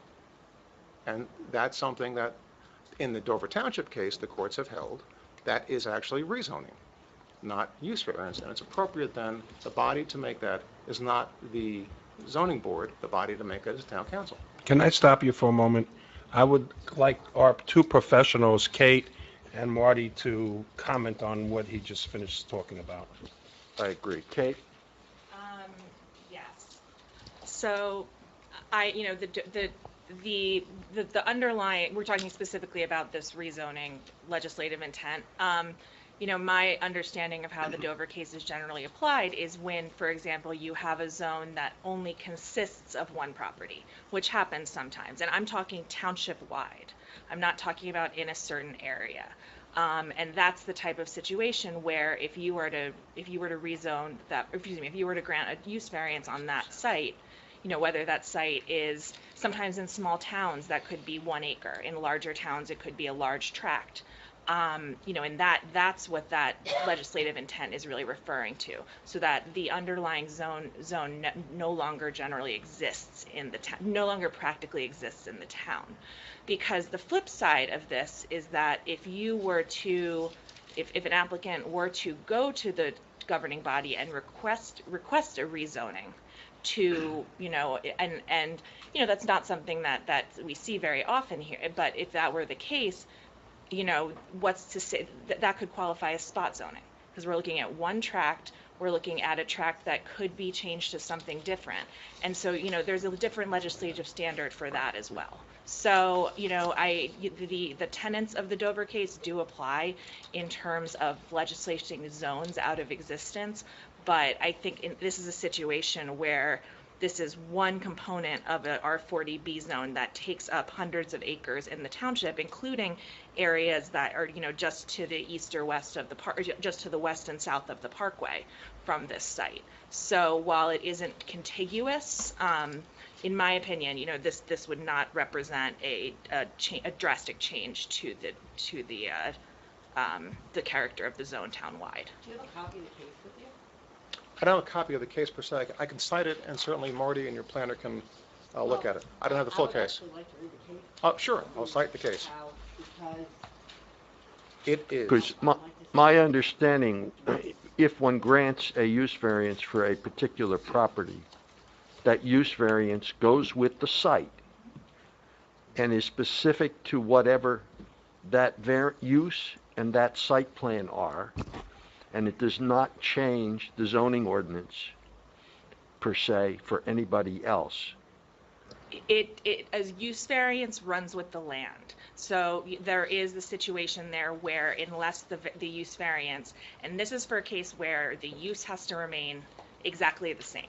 But including the site plan. Generally, yes, but So yes. it's very specific to the proposed application. Yes, because not a site plan isn't always, a part of a use variance, but yes, in that case, it would require future board approval. But the idea in the Dover case is that when you rezone such a substantial piece of property to essentially eliminate the underlying zone, that's considered a legislative act that should be brought to township committee. can I have a full name of the case, please? Sure. The full name of the case is Township of Dover v. Dover Township Board of Adjustment, 158 NJ Super 401, active 1978.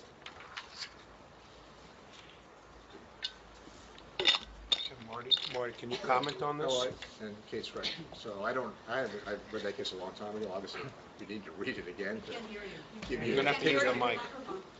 I agree with Kate, but I haven't seen that case in such a long time that we don't know the difference of facts. I mean, we all sit here and we can say what we think it says, but that would have to be analyzed to give you a better legal opinion of what the case was. Was it inherently beneficial use or not? But what Kate said is accurate, in my opinion. It goes to You know, is there like one zone in town that we're changing?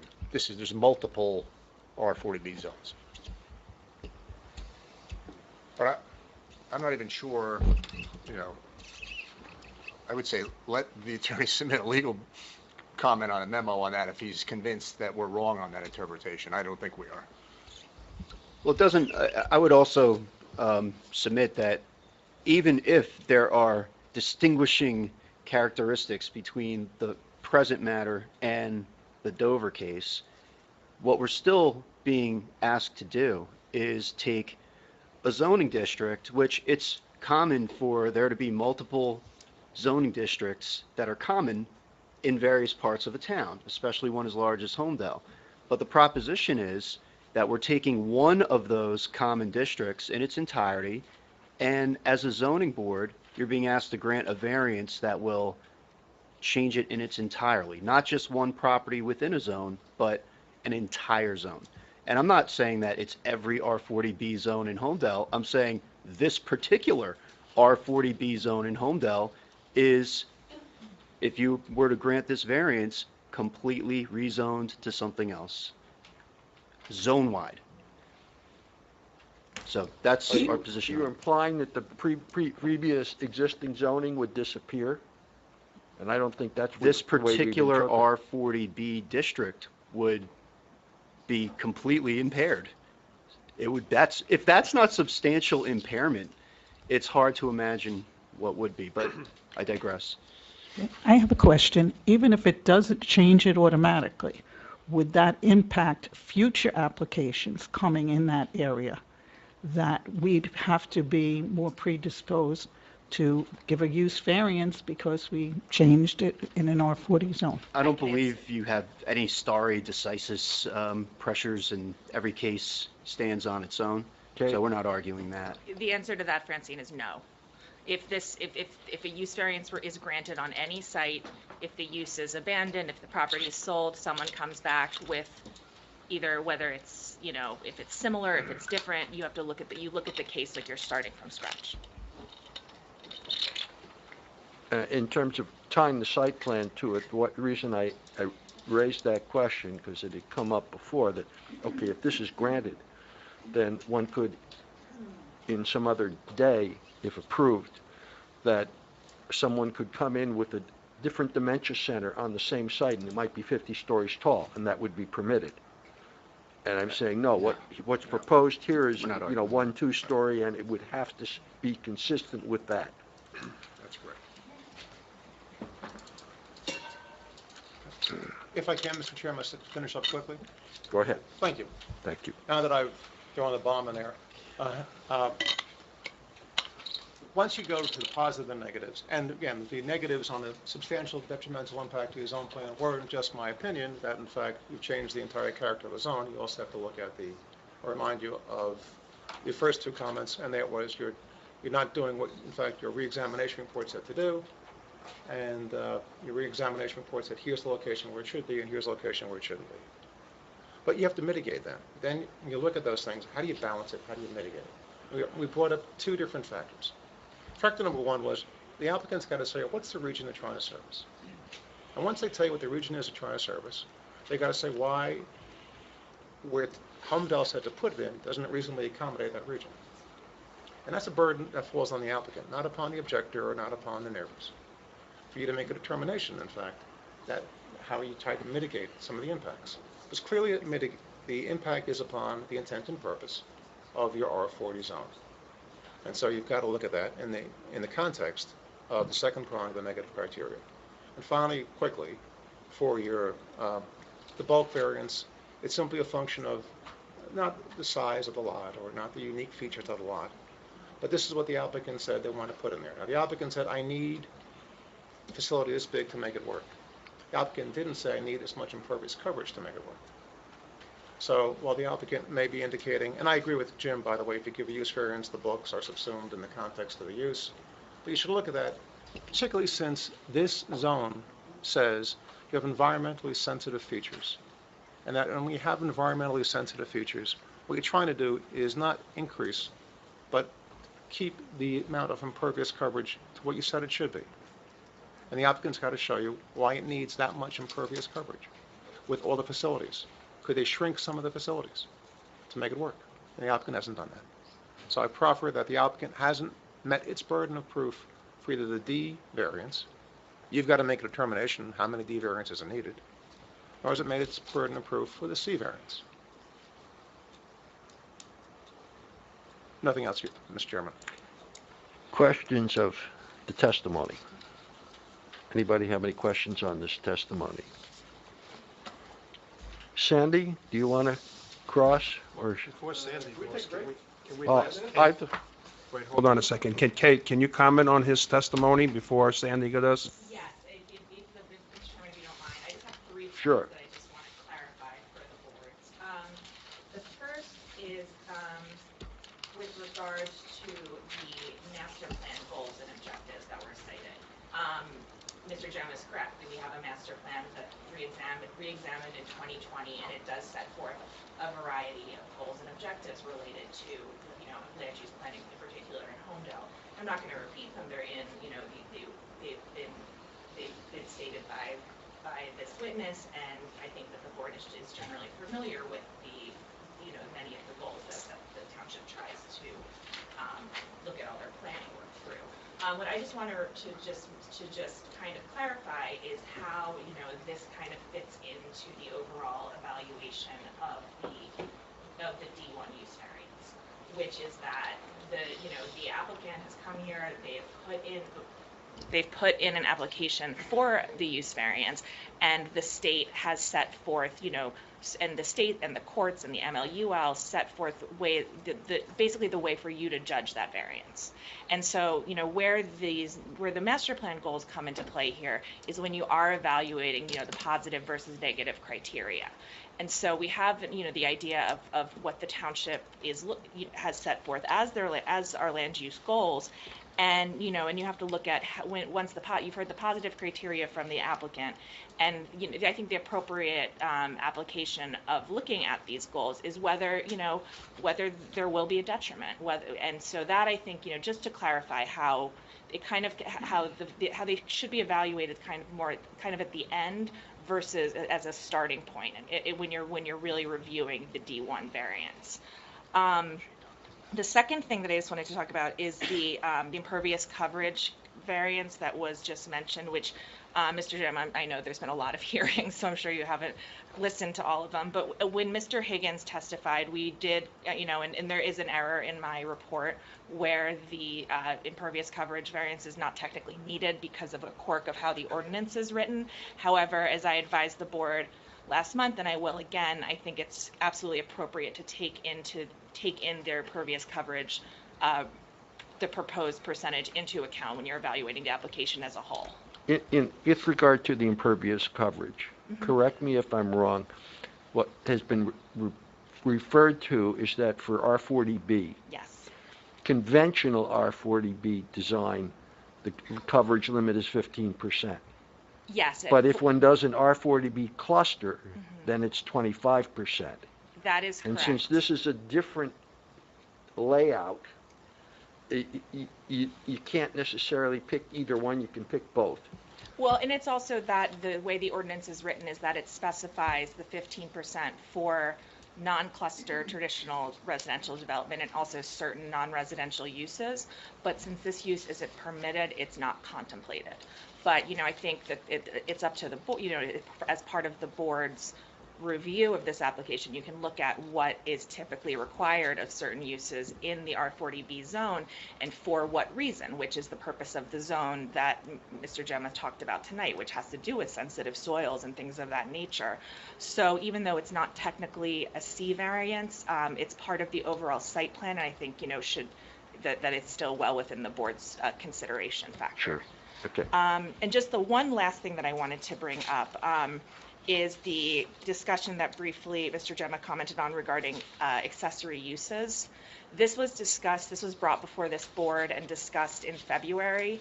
I know we had a brief conversation about it, and I think that, the way that this is treated generally with assisted living is that there are certain uses that are part of almost all assisted livings that may not be specifically mentioned in the ordinance. For example, Dr. Winter mentioned hair salon at her facility, and that's typical of assisted living, and it's typical of other, of a lot of different facilities, child care centers and office buildings, banks that are open only to staff members, et cetera. I think the question here, and what the applicant has put testimony on, discussing, and how the board can weigh that, is, whether these facilities will be open to the public, how many members of the public will be coming to these facilities. So, if in the board's opinion, if that crosses a threshold to where it is no longer ancillary, then that's where you would want to, that's where you might consider looking at this, like it's a separate use. But if these are proposed to be ancillary, which I think, the applicant maybe has spoken different things at different times about how will be open to the public, but if they've put on the record that these will be limited to residents and their visitors, then that's a different story than if it was, for example, literally like a food court open to the public or something like that. So just wanted to remind everybody, because that was about 6 months and 6 hearings ago. But yeah, yes. we had discussed that having food service for 100% resident patients is essential. Having some sort of minimum nursing care available, a space for a doctor to come in and examine patients, all of those kinds of things were ancillary to the basic function of this proposal. Right, and the distinction here is that this is a unique kind of facility, and that's where that's the argument that Mr. Gemma was making, is that you might not be sure about how they're going to be used. But so that the board can take all the testimony that they've heard from the applicant into account when considering how the accessory uses fit into this use. And those are the only comments I have. Thank you, Kate. Coming back to the board member, any other board member questions at this point for Kate or Bob or the applicant? Yeah, I've got a question. Gene?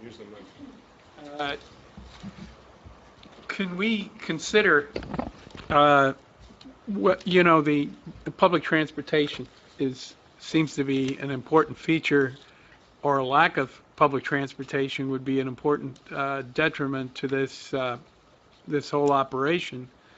To what extent can the board consider that this might not be workable in this location? You've heard testimony on parking from the applicant. You've heard testimony on their staffing needs, on their visitors. I don't think the applicant offered direct testimony on knowledge of how employees might be arriving at work. But I think the overall discussion about parking has been a component of this. Yeah, I'm not talking about parking. I'm talking. Marty, I think you need to give direction on that. Yeah, I mean that seems to me it's a staff. It's not really our issue. It's a staffing issue. Will they get enough employees? Based on Ms. Winter's comment, Dr. Winter's comments, they get a lot of people that will come that way. I think Gene is asking you if you can consider that fact. You can consider it, but it's determination. But I think the applicant needs to, or has probably testified as to their staffing needs and whether people will be driving. If they're wrong about that, that's on them. But if you believe that's going to happen, then you need, you could take that into consideration. Mr. Chair, may I offer something on this point?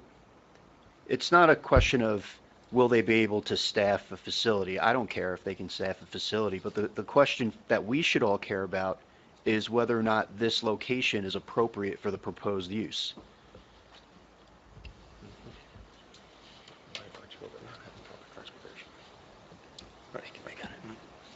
Okay, Sandy? Yes, as I had indicated before, I'd like to take a short break. Sure, okay. What time? It's 9:06, let's try 5 minutes, 9:12 to resume.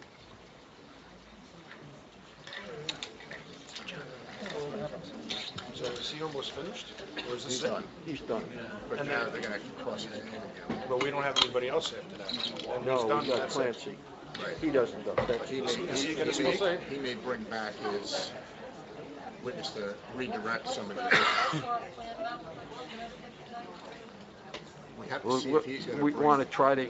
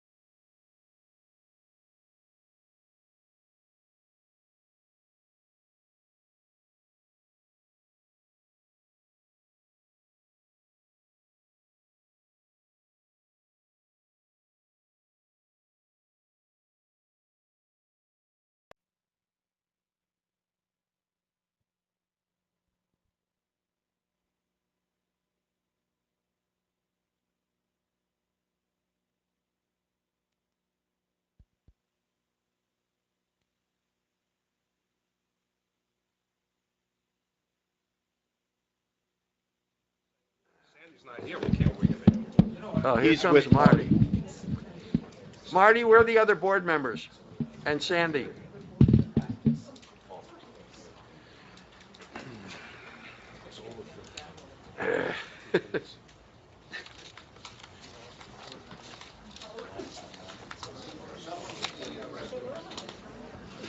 They needed to warm up.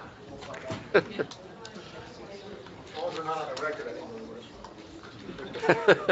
Otherwise, Loretta, you turned on the tape?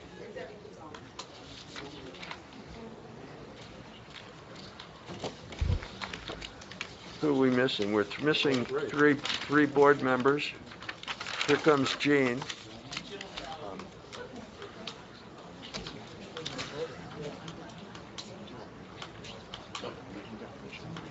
All right, we got on first.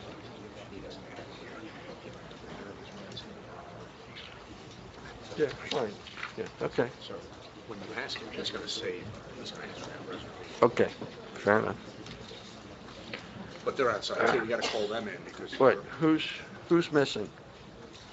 I think Oh, we there's got somebody every, there. yeah. All right, okay. Continuing the cross-examination of the testimony that was just given, Mr. Brown, would you have questions for the witness? I do not.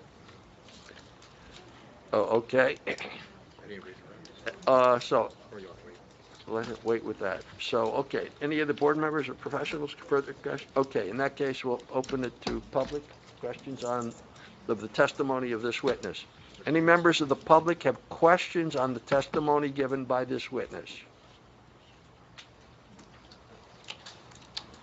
Seeing none, close that public portion of that. Mr. Asadi, are you finished, or would you like to summarize what you're at? We have no further witnesses. Okay, do you want to provide any further summary of your position? Or you want to do that at the end? I think Whatever. we do it at the end. I wasn't sure if we were at the end yet, but We're getting closer, but I don't think we're quite there yet. Okay, so if you're finished with your testimony and your witness, fine. Okay. Mr. Clancy? Well, you did submit a written statement. Let's at least put that on the record.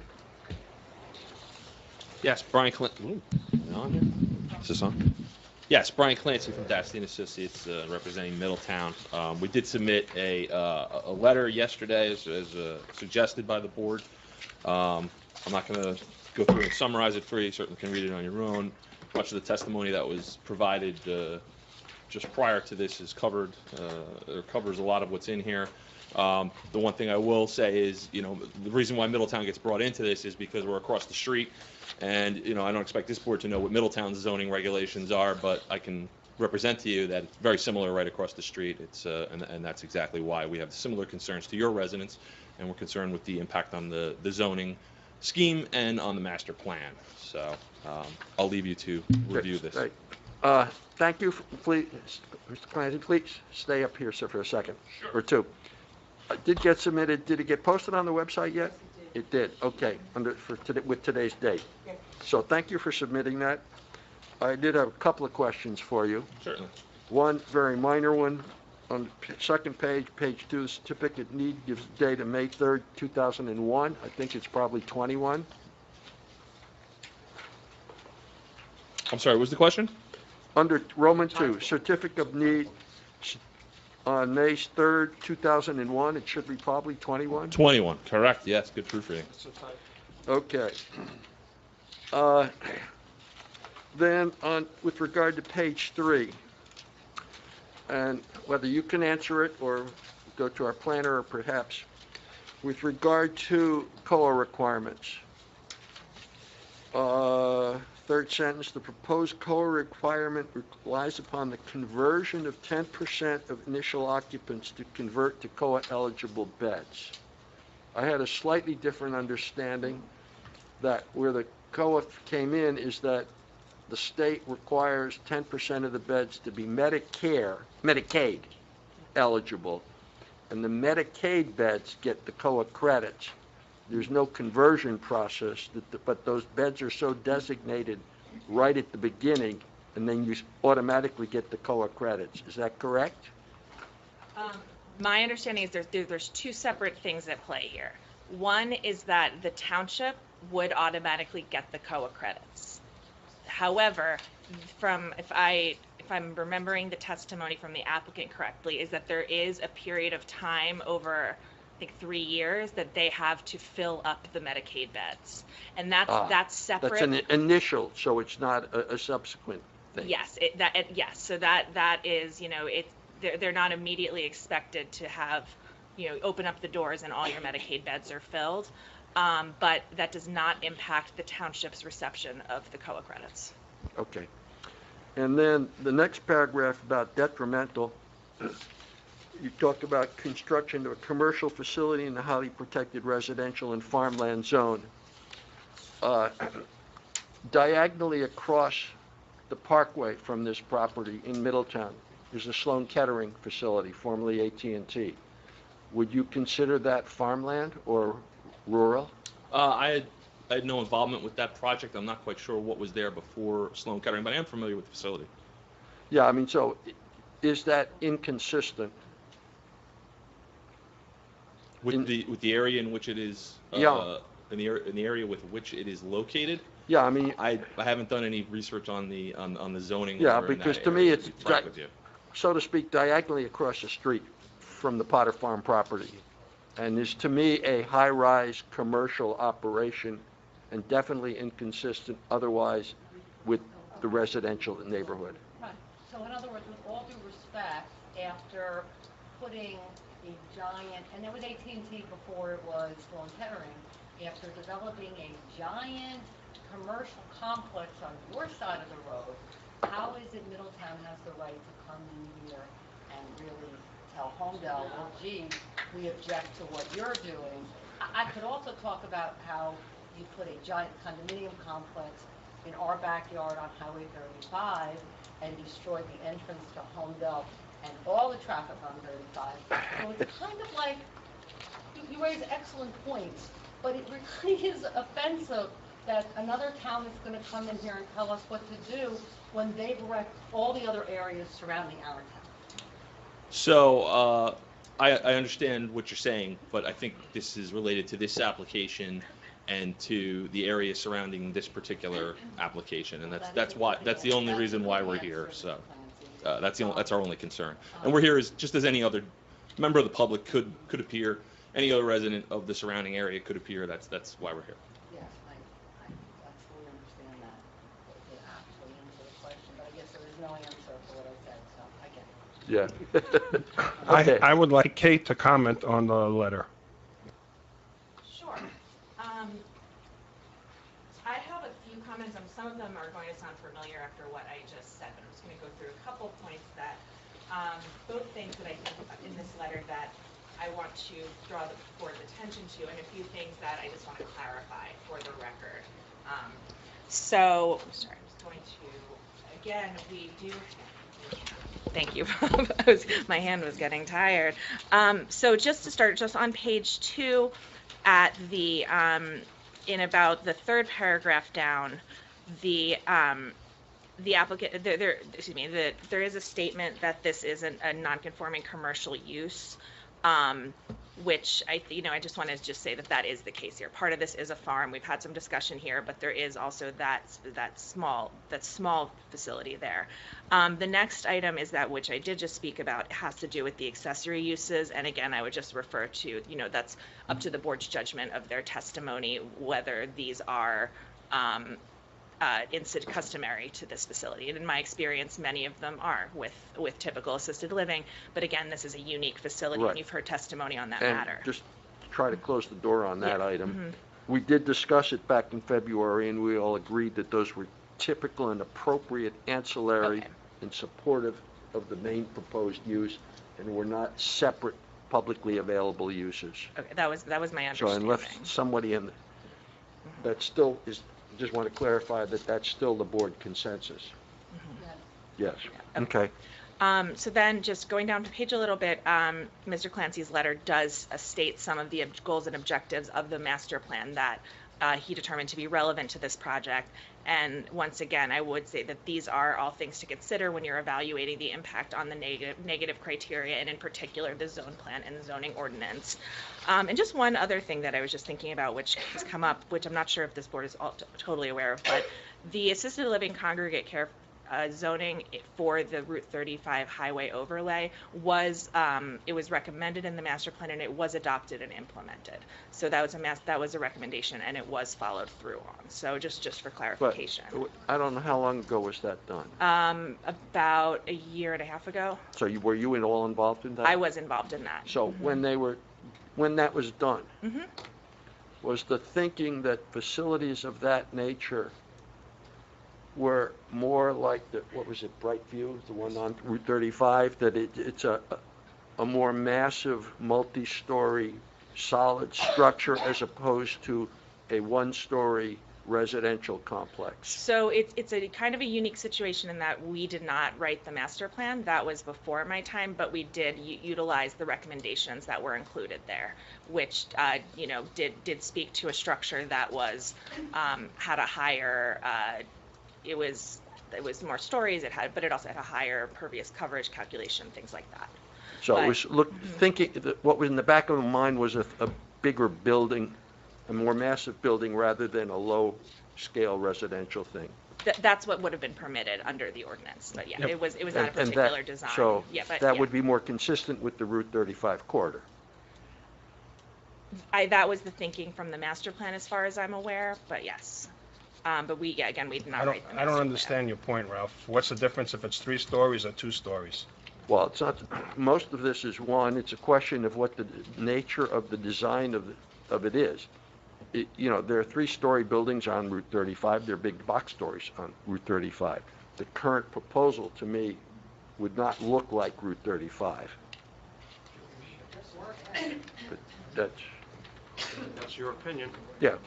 Well, no, not necessarily. I mean, there's also like adult communities that are single-family houses. That's correct. Yes, that's true. That's true. And Good point. there's that other development like on 35 where you don't get it on 35, but you do get it on 35 right next to Costco. So there's plenty of residential housing over there. Mm-hmm. Okay. Point. Yeah, I would I just wanted to clarify for the board that that it was implemented, so that is permitted in that zone. And then I'm going to go down to this the bottom of page 3, which is where Mr. Clancy's letter goes through the SECA analysis. You've heard a lot about the SECA test. We've gone through these items, but Mr. Higgins, it was in my letter, in Mr. Higgins' letter, Mr. Higgins' testimony. So, we discussed the question about the COA beds, which is that the township would get credit for it, but it is up, the situation on their end would be different. The other thing that I just wanted to say is that the last sentence in that number 1, and this is something that has come up before, if something happened and this facility if this was approved, if it were to close, nothing could be built here, nothing could happen on this site except for the exact same facility. Anything else would require board approval, because as this sentence says... Unless it was consistent with the zoning ordinance. Well, yeah, I mean, yes, but yes, sorry, no other assisted living facility. This is resulting in an ordinary assisted living facility that would not be permitted on this site, even if this were to be So approved. if they wanted to put, like, let's say, senior private housing in there and convert it into that, could they do that? Not if it was multifamily housing. If it was considered to be, which it would be considered to be multifamily housing in that case. So you could put 6 single-family homes. Yeah, if you wanted to put single-family homes that met the standard of the ordinance, but that. So the dementia center could not be used as like a standard nursing home either. No, because it's a different use. It's a different use with different requirements. They would have to come back here.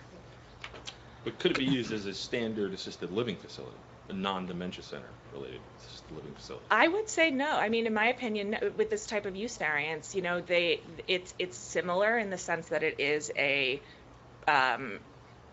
it's considered by the courts to be an inherently beneficial use, but that's not what the board approved. The board did not approve a typical, the board approved a dementia center, or if the board were to approve something like that. So, no, I would advise, and I would advise that no, they could not. I feel like we're asking to have it both ways. Like it's inherently beneficial because it's an assisted living facility, which caters specifically to dementia. But if for some reason the dementia aspect doesn't work out, they can't get enough beds, we say, well, we're going to open it up to non-assisted, or non-dementia patients, because it is an assisted living facility. With all due respect, I don't think that's what they said. This application is not for an assisted living, it is for a dementia center. Yes. And if That's approved- never been the understanding, I don't think at all, of what this is. This has been proposed as a dementia center, period. And if the resolution says that way, then it would have to stay that way. Yes. Okay. Yeah, this has just come up before in other other instances where someone has stated that it could be a commercial use, and just want to flat out say that no, it can only be what would be approved here. And number two, this is also goes to the SECA test. This is the discussion of detrimental effects. And this, I believe, was covered by Mr. Higgins' testimony, and that's, the second prong of the negative criteria. Third is the mitigation measures, and, I think that this, we really just have to go through what the applicant has offered and what's been discussed. And some of these, the one comment I would make here for the board is that the question of a loss of farmland is, that's kind of, some may look at that as a detriment of this case, but this is zoned for other items, and that's been discussed. So I would just be a little wary of looking at it from that specific In that perspective. regard, though, there was testimony from Bill Potter that decades ago, the farm was much bigger and included other properties, including like what's part of now Tatum Park and the like, and that what's there currently as known as Potter Farm is no longer financially viable as a farm. And yeah, and I would just, besides looking at financial things, which might be outside of the board's kind of scope, but just from the zoning itself, I think that a farmland is just one of the things that is permitted here. And then, I just want to get to the last item is the balancing test, and that is like the crux of all of this. And this is where you look at both the positive and the negative criteria, or excuse me, the positive criteria, which in effect has been this whole SECA test. And I think, what the SECA test is meant to do in terms of the inherently beneficial use is that it takes the place of the positive criteria. If you agree that this is an inherently beneficial use, it means that, the applicant, the site, you have, it's part of the special reasons that every applicant has to put forward, and that's really for the board's consideration, and that has to do with, the determination of, also, the public interest that is at stake here. And so, you've heard a lot of testimony on that as well. So then finally, this is not part of this memo in particular, but I just want to reiterate, as I mentioned before, is that the negative criteria has to be met here as it does for all variance applications. And that involves the two prongs. One is the impact on the public good, and the other is whether it impairs the intent and purpose of the zone plan, which is the master plan and the zoning ordinance. So, I think that when you look at the township's master plan and you look at some of the goals and objectives here, that has to be weighed with what your outcome from the SECA test was. So I just want, this was a pretty thorough document, and I just wanted to, kind of give an application how I think it can be applied to the board's decision making if they choose to look at it that way. Thank you, Kate. And thank you, Mr. Clancy. Thank you for your time. Mr. Brown, did you have any questions for Mr. Clancy? I do not. I had submitted, of course, a summary and the Right. appendix to back it up, and I was under the impression that at the end, after the public would speak, then I would have an opportunity to say something. Right, okay. Yeah, we'll hopefully get there one of these days at the rate we're going. Does any members of the public have questions about the testimony that Mr. Clancy just gave? Well, we didn't get to that. Well, yeah, he just gave an opinion, okay. Yeah. Okay, we'll close that then. Moving on. The next, it's getting late. What? We need to ask Mr. Brown if he has any redirect. Do you have any redirect?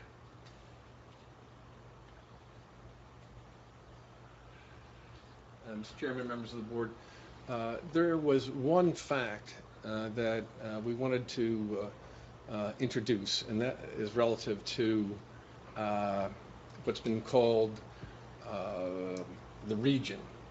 Sometimes it's called the PMA. We have had numerous documents that have been put into evidence, but I didn't want to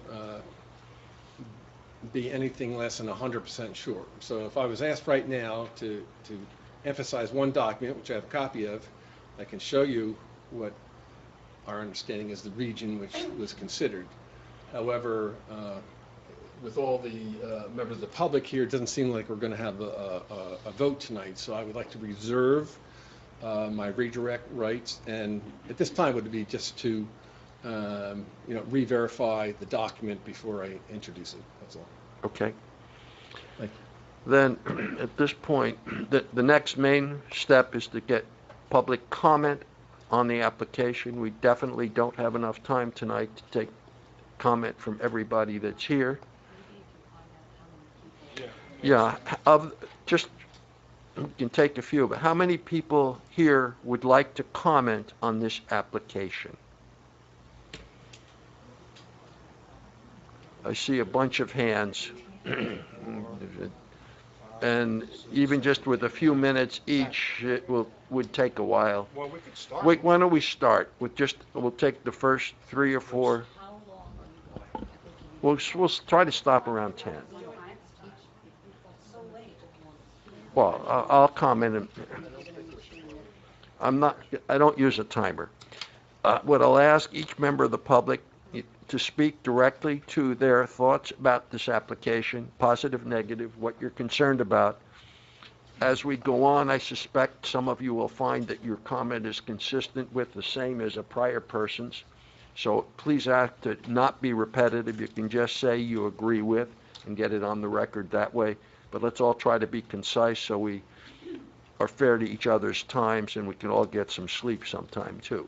So before we do that, I would officially close all the testimony other than Mr. Brown's one little piece of redirect. Okay? That's So we're finished with any direct testimony except one piece from Mr. Brown, and that'll come next time, which we'll discuss what that next time is in a minute or two. The only thing I would say is to some comments about timing. We do have rules and regulations which are flexible. So And they don't have a time in it. They say the chair shall try to manage the meeting. So we'll try to Well, I'll try to do that. So I know one person. Chris, you want to go first? So we should also announce that anybody who comes up for public comment, we will swear in, which we have to do to preserve the record. So You'll be under oath and subject to cross-examination. raise your right hand. You swear to tell the whole truth, nothing but the truth, so help you God. I do. State and spell your name for the record. Christopher Trichetta. Trischitta.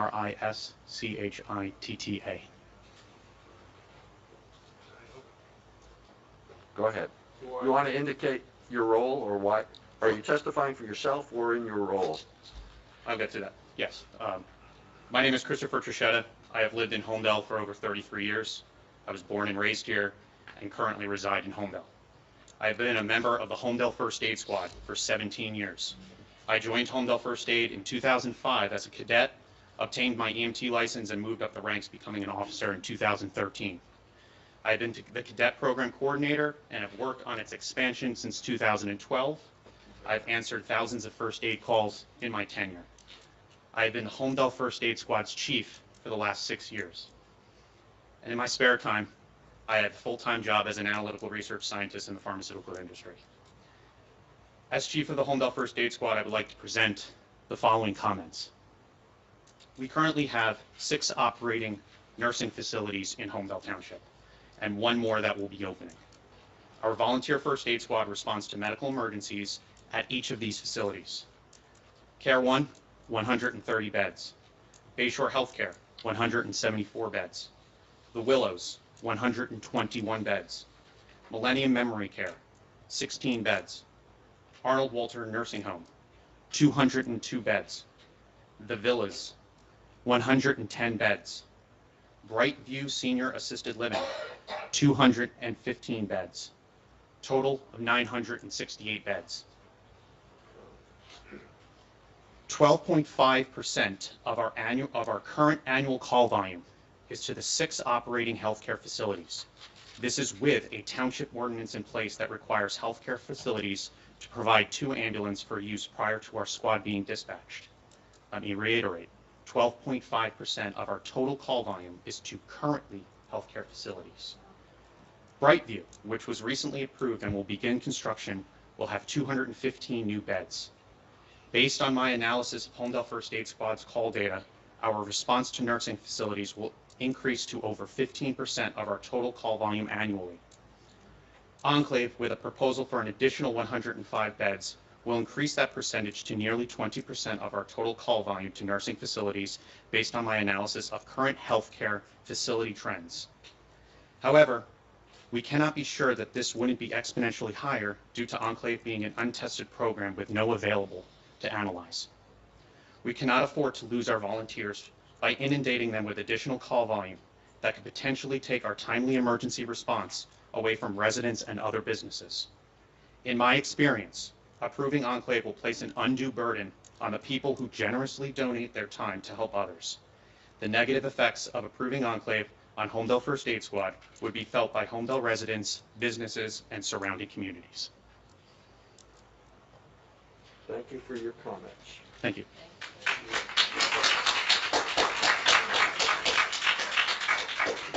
And thank you for being brief. Would someone else like to comment? Okay.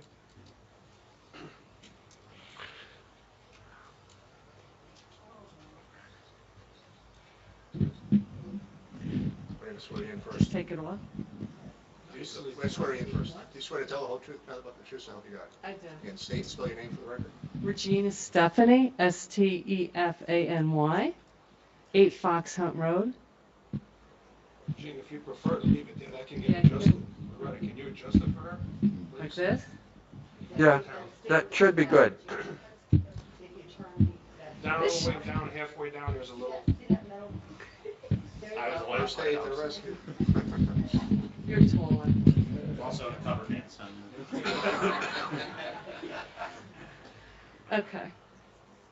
While the idea of taking care of our elderly population is a good and noble cause, questions regarding the actual need for another assisted living dementia care center in Holmdel is in the location of the project being proposed at 470 Red Hill Road, an already congested and traffic burdened road, should be thoroughly considered before the zoning board takes its vote to grant or deny a land use variance. Couple of sightings. A recently published study from AARP New Jersey, March 2022, states AARP sponsored research shows that the majority of New Jersey residents prefer to age at home, yet most federal and state funding goes to nursing homes and other institutions where the per person cost for care is higher than paying for home and community-based services. In addition, an Associated Press article, April 26, 2022, states the following: the older you are, the less you fret about aging in place. That's a key insight from a new Associated Press NORC Center for Public Affairs research poll, which found that U.S. adults ages 65 or older feel much better prepared to age in their own homes than those 50 to 64, who are mostly still in the final stretches of their working years. Aging in one's own home or with family or a close friend is a widely held aspiration, with 88% of adults 50 and older saying it's their goal. The outlook among those 65 or older is upbeat, with nearly 8 in 10 saying They're extremely or very well prepared to stay in their current home as long as possible. The Dementia Center project being proposed is too large and dense for the 18-acre plot of land that it is currently being considered for. This property is not zoned for heavy commercial use, but rather non-commercial light use. 10 to 12 residential homes, which could have 50 or 60 tax-paying Holmdel residents and not 105 patients, plus 68 staff members, plus visiting healthcare professionals, ambulances, visiting family members, delivery trucks, landscaping services, private nurses. While we all know that taking care of Monmouth County's aging population is the right thing to do, does Holmdel really need another facility, which only caters to earlier phases of dementia in this very busy and congested area of Holmdel and Middletown? We have 3 questions. First, how does the offering of pilot money protect Holmdel residents as this facility plans to use all of our volunteer services, potentially putting Holmdel residents in danger? Secondly, will Holmdel Township reassess the pilot dollar amount of $95,000 every quarter, yearly, never, to ensure we are not losing money on this deal?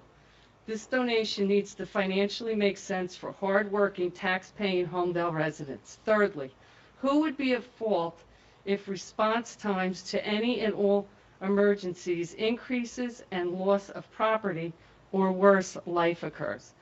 Could Holmdel Township be held legally responsible and liable for negative outcomes due to poor response times? Would Monmouth County or the state of New Jersey be responsible? And more importantly, how will serving the Enclave Assisted Living and Dementia Center impact emergency services response times to Holmdel residents? Will we need to build another fire station, another police station, another EMS facility?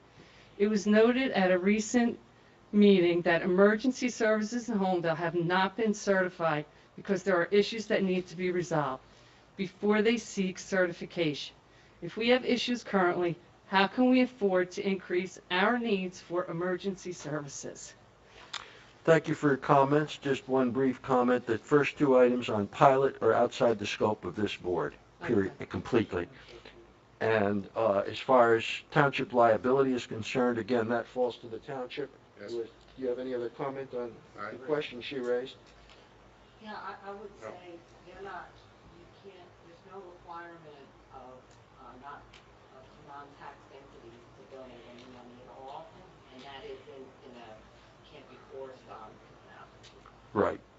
So those are outside the scope of what we can consider. If an applicant was going to pay money voluntarily, they can't be forced to pay it however often, and it can't be required to reconsider that amount. And It's all voluntary. and any of that's with the township. Any of that's with the township as well, and not this board. But it doesn't have anything to do with us, because we don't know anything about it. Yeah. Right. Thank you. Okay. Okay. Thank you for the comments. Someone else like to speak tonight?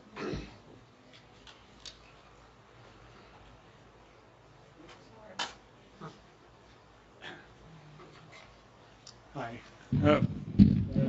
Let's adjust that. Swear you swear to tell the whole truth, nothing but the truth, so help you God. I do. Just spell your name So I'm Bill Little, Little. And I'm reading a statement from CELU, the Citizens for Informed Land Use. What is the address? Oh, address 8 Coventry Square in beautiful Holmdel. So, Citizens for Informed Land Use was created in 1998 to protect Holmdel's environment and to support conservation-based development. Informed land use, quote unquote, means making decisions based on the balance between regulations and community need. And CELU looks at state planning areas and Holmdel's master plan, wastewater management plan, and zoning regulations in making its recommendations. On the one hand, the UNC proposal for a dementia center at the former Potter Farm is a worthwhile project because it meets a community need. fulfills a small part of our affordable housing obligations, and the landowner has been very accommodating to many of our town's concerns. On the other hand, there is danger in the approval of the center because of the precedent it sets for circumventing the standards to protect the environment that are built into the current zoning.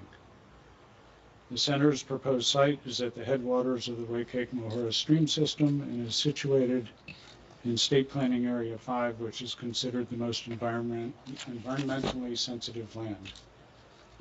And also the R40B zone is designed for single-family, well, there was discussion about that tonight, primarily single-family housing, and is also environmentally sensitive. The footprint of the buildings and the concentrated impervious coverage will contribute to the loss of groundwater recharge and increase the likelihood of downstream flooding in large storm events, which seem to be happening more and more frequently. Moving on, sewering a currently unsewered area may set a precedent for future high-density development, and nearby landowners may subsequently petition to connect to the sewer as well. An related example of this is Bell Labs, the Bell Labs building, which had a single-use sewerage, which then got expanded to all the residences there. If there were ever, financial difficulties or change of ownership or change of business plan, Holmdel would be left with existing sewer connections and the risk of potential high development and the costs therein.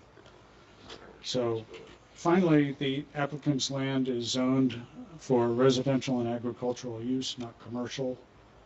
There's a reasonable expectation from the neighbors that Holmdel zoning will not be changed. There are other sites in Holmdel that are more suitable for this development and would not require variances. So CLU expects the zoning board to consider the environmental and land use implications of the development of this land when it makes its decision. So to protect the downstream residences and force adherence to the vision of Holmdel's master plan, CLU recommends that the zoning board votes to deny the current application. Couple of comments, Bill. Granting a use variance does not set a precedent for anything. Moreover, it does not change the zoning. It provides permission for that one use on that one property. In terms of stormwater, that's something that was extensively discussed, and as a consequence of the engineering of the stormwater facilities, the runoff from the site will be less than before, even in spite of whatever coverage is built. Okay. Significantly less. As far as sewers is concerned, that's a responsibility of the township. This board has no authority over the sewer system. The property is in the Bayshore Sewerage Authority service area, but the township owns and operates the collection system, and was testified here that the applicant will have to apply to the township to connect. What size pipe, how the pipe goes, where it goes, and how it's handled is outside the responsibility of this board. So it's outside of what we can consider. Okay, so thank you for your comments.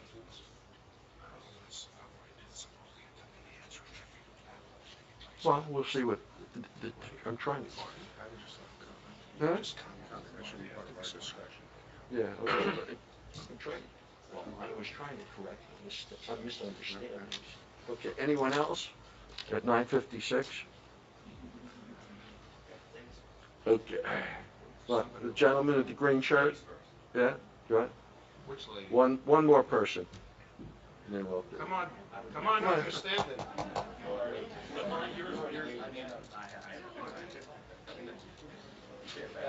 Well, take them all. Take them all. I'm Barbara Gallo. I live at 8 Fieldgate Court. Come a little Close to the mic. Tilted down. Does that work? Yes, If you stay close like that. Okay. Swear in, but you swear to tell the We'll whole go truth, like nothing this. but the truth, so help you God. I do. First, I want to say that I admire United Methodist for attempting a new approach in dementia care. There are things to applaud about their concept, but their choice of location is not one of them. I also want to acknowledge and thank the consistent presence of a Middletown Township representative at many of the recent zoning board meetings who has publicly stated Middletown's opposition to the use of this specific location for the proposed use. While the aerial as well as the inside images presented by the enclave may appear attractive, that is not what we, the residents and visitors to Holmdel and Middletown, will see. We will not see the varied gardens. We will not see the town center. What we will see is the back of buildings and the back of walls. There will be security fences for the enclosure, and the view and sense from the outside will be less than bucolic. Is this indeed what we want to represent the image of our towns? The type of care proposed seems on paper new and exciting, but it is unproven in terms of its economical viability in the United States. Won't the unique care of these enclave residents require specific skills? Who will apply for these positions, especially in this time when we are hearing how hard it is to get qualified help? If expenses need to be trimmed, it would seem that the promise of grazing animals and the accompanying expense will be the first to go. Next may be care of 4 types of gardens, then the grocery store, and on and on. And if it turns out to be economically unfeasible, then how will these structures be retrofitted? Again, this gets back to what do we want on this unique piece of land that is more than just a plot of 18 acres, but a location which speaks about the community to both residents and visitors. Mr. Higgins, in his most recent presentation, stated that Holmdel has a greater than average population of over 65, and that this center could benefit these aging residents. Realistically, however, most of these aging residents, if they do opt for institutional care, will choose care near where their children live, not near where they presently live. He also showed a picture of a truck used by the present landscaping business. Yes, there are trucks, but this is a seasonal business, and there is no doubt that trucks will be an ongoing and consistent part of the functioning of the enclave. It is also problematic that the sewer concerns of Country Woods are being ignored. When a sewer proposal for Country Woods was proposed back in 2008, township representatives influenced the vote by stating that voting for sewers would open up the Potter's Farm tract for development. Well, it seems like that was an irrelevant argument, since the enclave will be building its own pumping station and digging up a sizable portion of the land bordering Van Schuyck to connect their own sewer line. Why is there no concern for the residents of Country Woods who will be impacted by this development? The value of our home is already impacted by its septic systems. We will also be impacted by the increased traffic pattern. We will be impacted by the building of the sewer line for the enclave. We will be impacted by the tone of a development surrounded by security gates, and we will be impacted by the possible future property uses of the property. I urge you to think long and hard about the consequences of allowing a site use variance for this location. Is there an overriding benefit?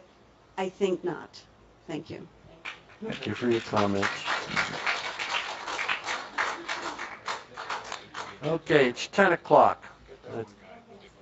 Well, we'll stop. I think we're going to stop. Very brief? 30 seconds. Okay.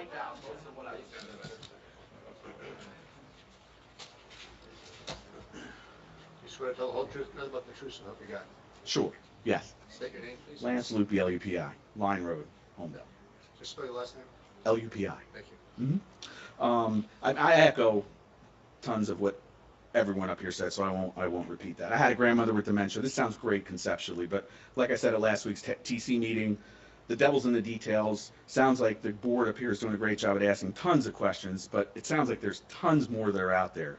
So I'll end by saying, you know, like I feel about next Tuesday's election, I think you all should vote no. Thank you. Okay. Mr. Brown. We are going to end this hearing for tonight. We still need additional time for some additional public comment, for final summaries, and your one piece of additional information that you wish to provide to the board. The question of when. Our next meeting is February 17th. August. Sorry. Which, What? Okay, you're the first applicant. the next regularly scheduled meeting is August 17th. And we already have a couple of other items on the agenda for that evening. Are the board members willing to consider a special meeting in August? No. What's on? It would, you know, the one date I would suggest, the end of the month, I think I know there are vacations coming up. Wednesday, August 3rd. Would anyone be willing to consider that? Wednesday, August 3rd. I'm hearing at least one or two no's. You already got 3, so you can't have it. Well, no. 3 people said no, man. Just, Who said? just, no, Loretta's gonna tell us what's on the 20th. Yeah.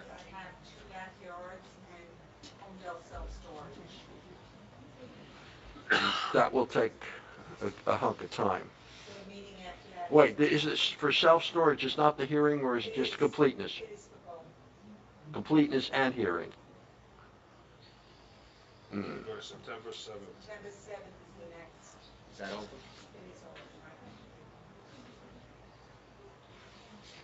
We're gonna need 2 hours. Yeah, I mean, the storage one is going to be a mess. September 7th. For What? September 7th? Yeah. Okay, you here?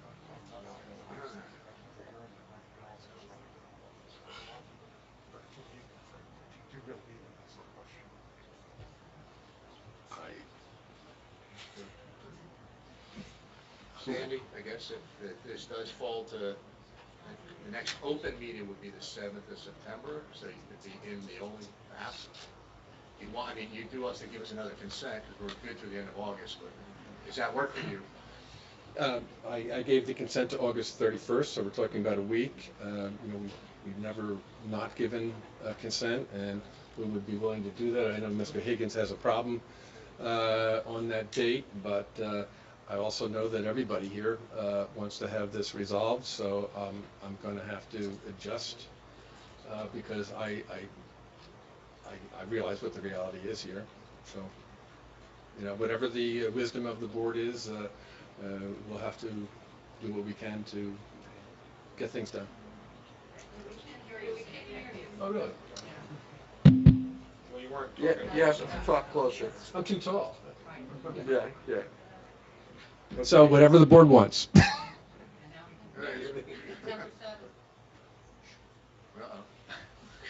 I'm looking at my calendar. I have a conflict that evening, schedule conflict, September 7th. Is there any other time? Or we could, you know, imagine members of the public are going to take up most of that evening. We could work around it as long as I'm here to give a summation, and I'm not exactly clear as to what the piece of evidence is that they want to submit, but I don't know if I need to have my planner here for that. I need to get a little Or maybe clarification. Mr. Brown can submit that in the next week or so to everybody, Sure. just so we all have it. And that'll Sure. clarify your answers, you know, you'll know then. Okay, Yeah. but I just want the record to be clear. It's one night I can't be Are here. you available like after 9 o'clock or sometime? No. Or the whole night? Yeah. Yeah. There's nothing I can do about it. Yeah, I mean, that's Labor Day week.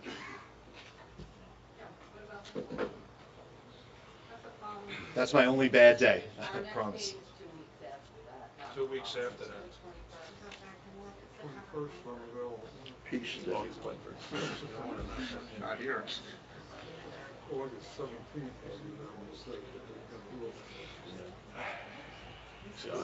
don't think there was. We got scheduled. I mean, I don't think so. What? I mean, just saying is, as a courtesy to your adversary, are you willing to go to the 17th? And that's the question. I mean, we need your No, consent, so. 21st. 21st. Sorry about that. We've always tried to be as accommodating as possible, and yes. And we're good? Oh, Is that that's open? September 21st?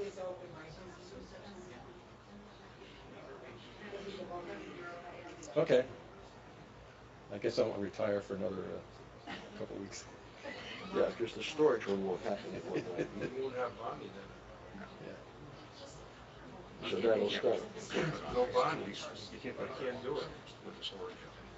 Well, the start is currently scheduled for the August. Everybody in the public here, they're talking about September 21st?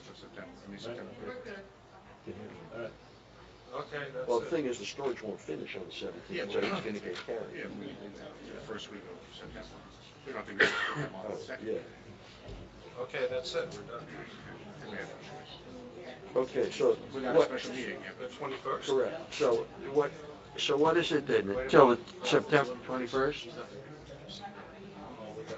For what time period? Just that one, not that one day, wouldn't that? What weeks or?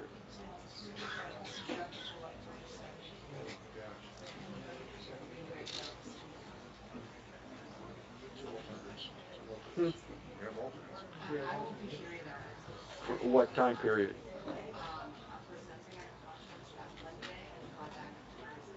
What, the week of the 21st? So let me ask you if the board will do a special meeting in September to get over the summer vacation. All right, so wait a minute. So the week of the 19th, Yeah, he's filling in. You got no, but we've also got Francine's Oh, out. we have 7. Well, you still have 7. He would take for her. Right. So wait, so for September 21st, we're down 2? Down 2, but we have 7. No, he's gonna fill in as the alternate. He's gonna take her And spot. Joe. Well, Joe's an alternate, she doesn't have vote anyway. Right. What? Loretta, what are you trying to say?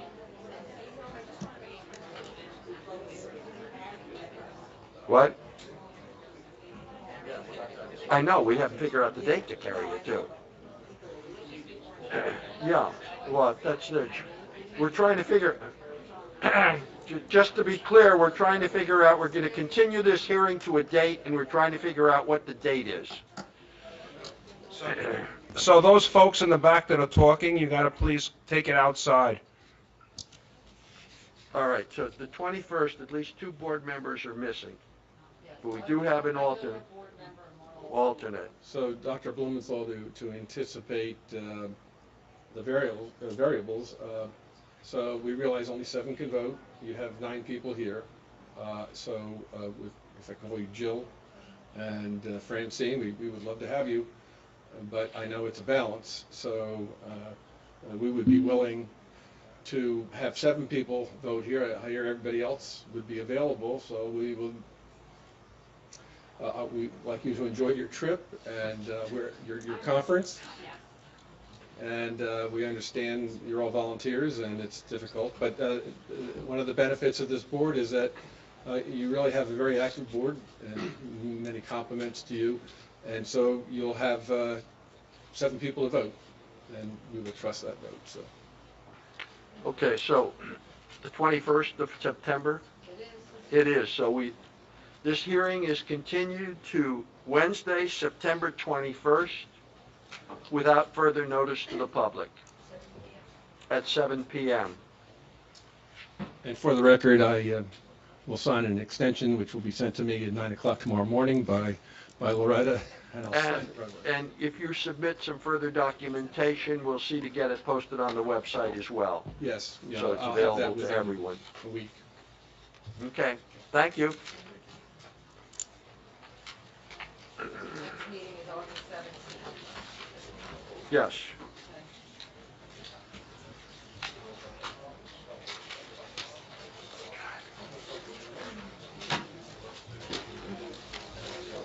Okay, is Kate, Bob, any other reports or anything else? Anybody else? Loretta, Bonnie? I make a motion to Well, adjourn. before I do that, we have one comment about Bonnie that may or may, no, you don't want to say anything? She's retiring. What's the? She's correct. August 31st is the big party. At Bonnie's house. Dimitri's house. Bring your bathing suits. It's at Bonnie's house. Okay, so in that case, we have a motion to adjourn. A second. All in favor? Aye. Opposed? Boy, they got an uphill battle. Most of it is a lot.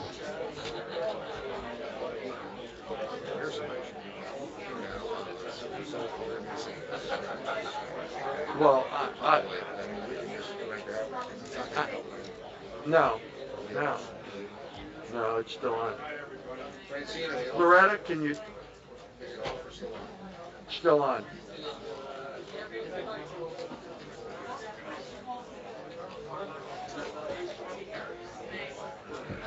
Go ahead.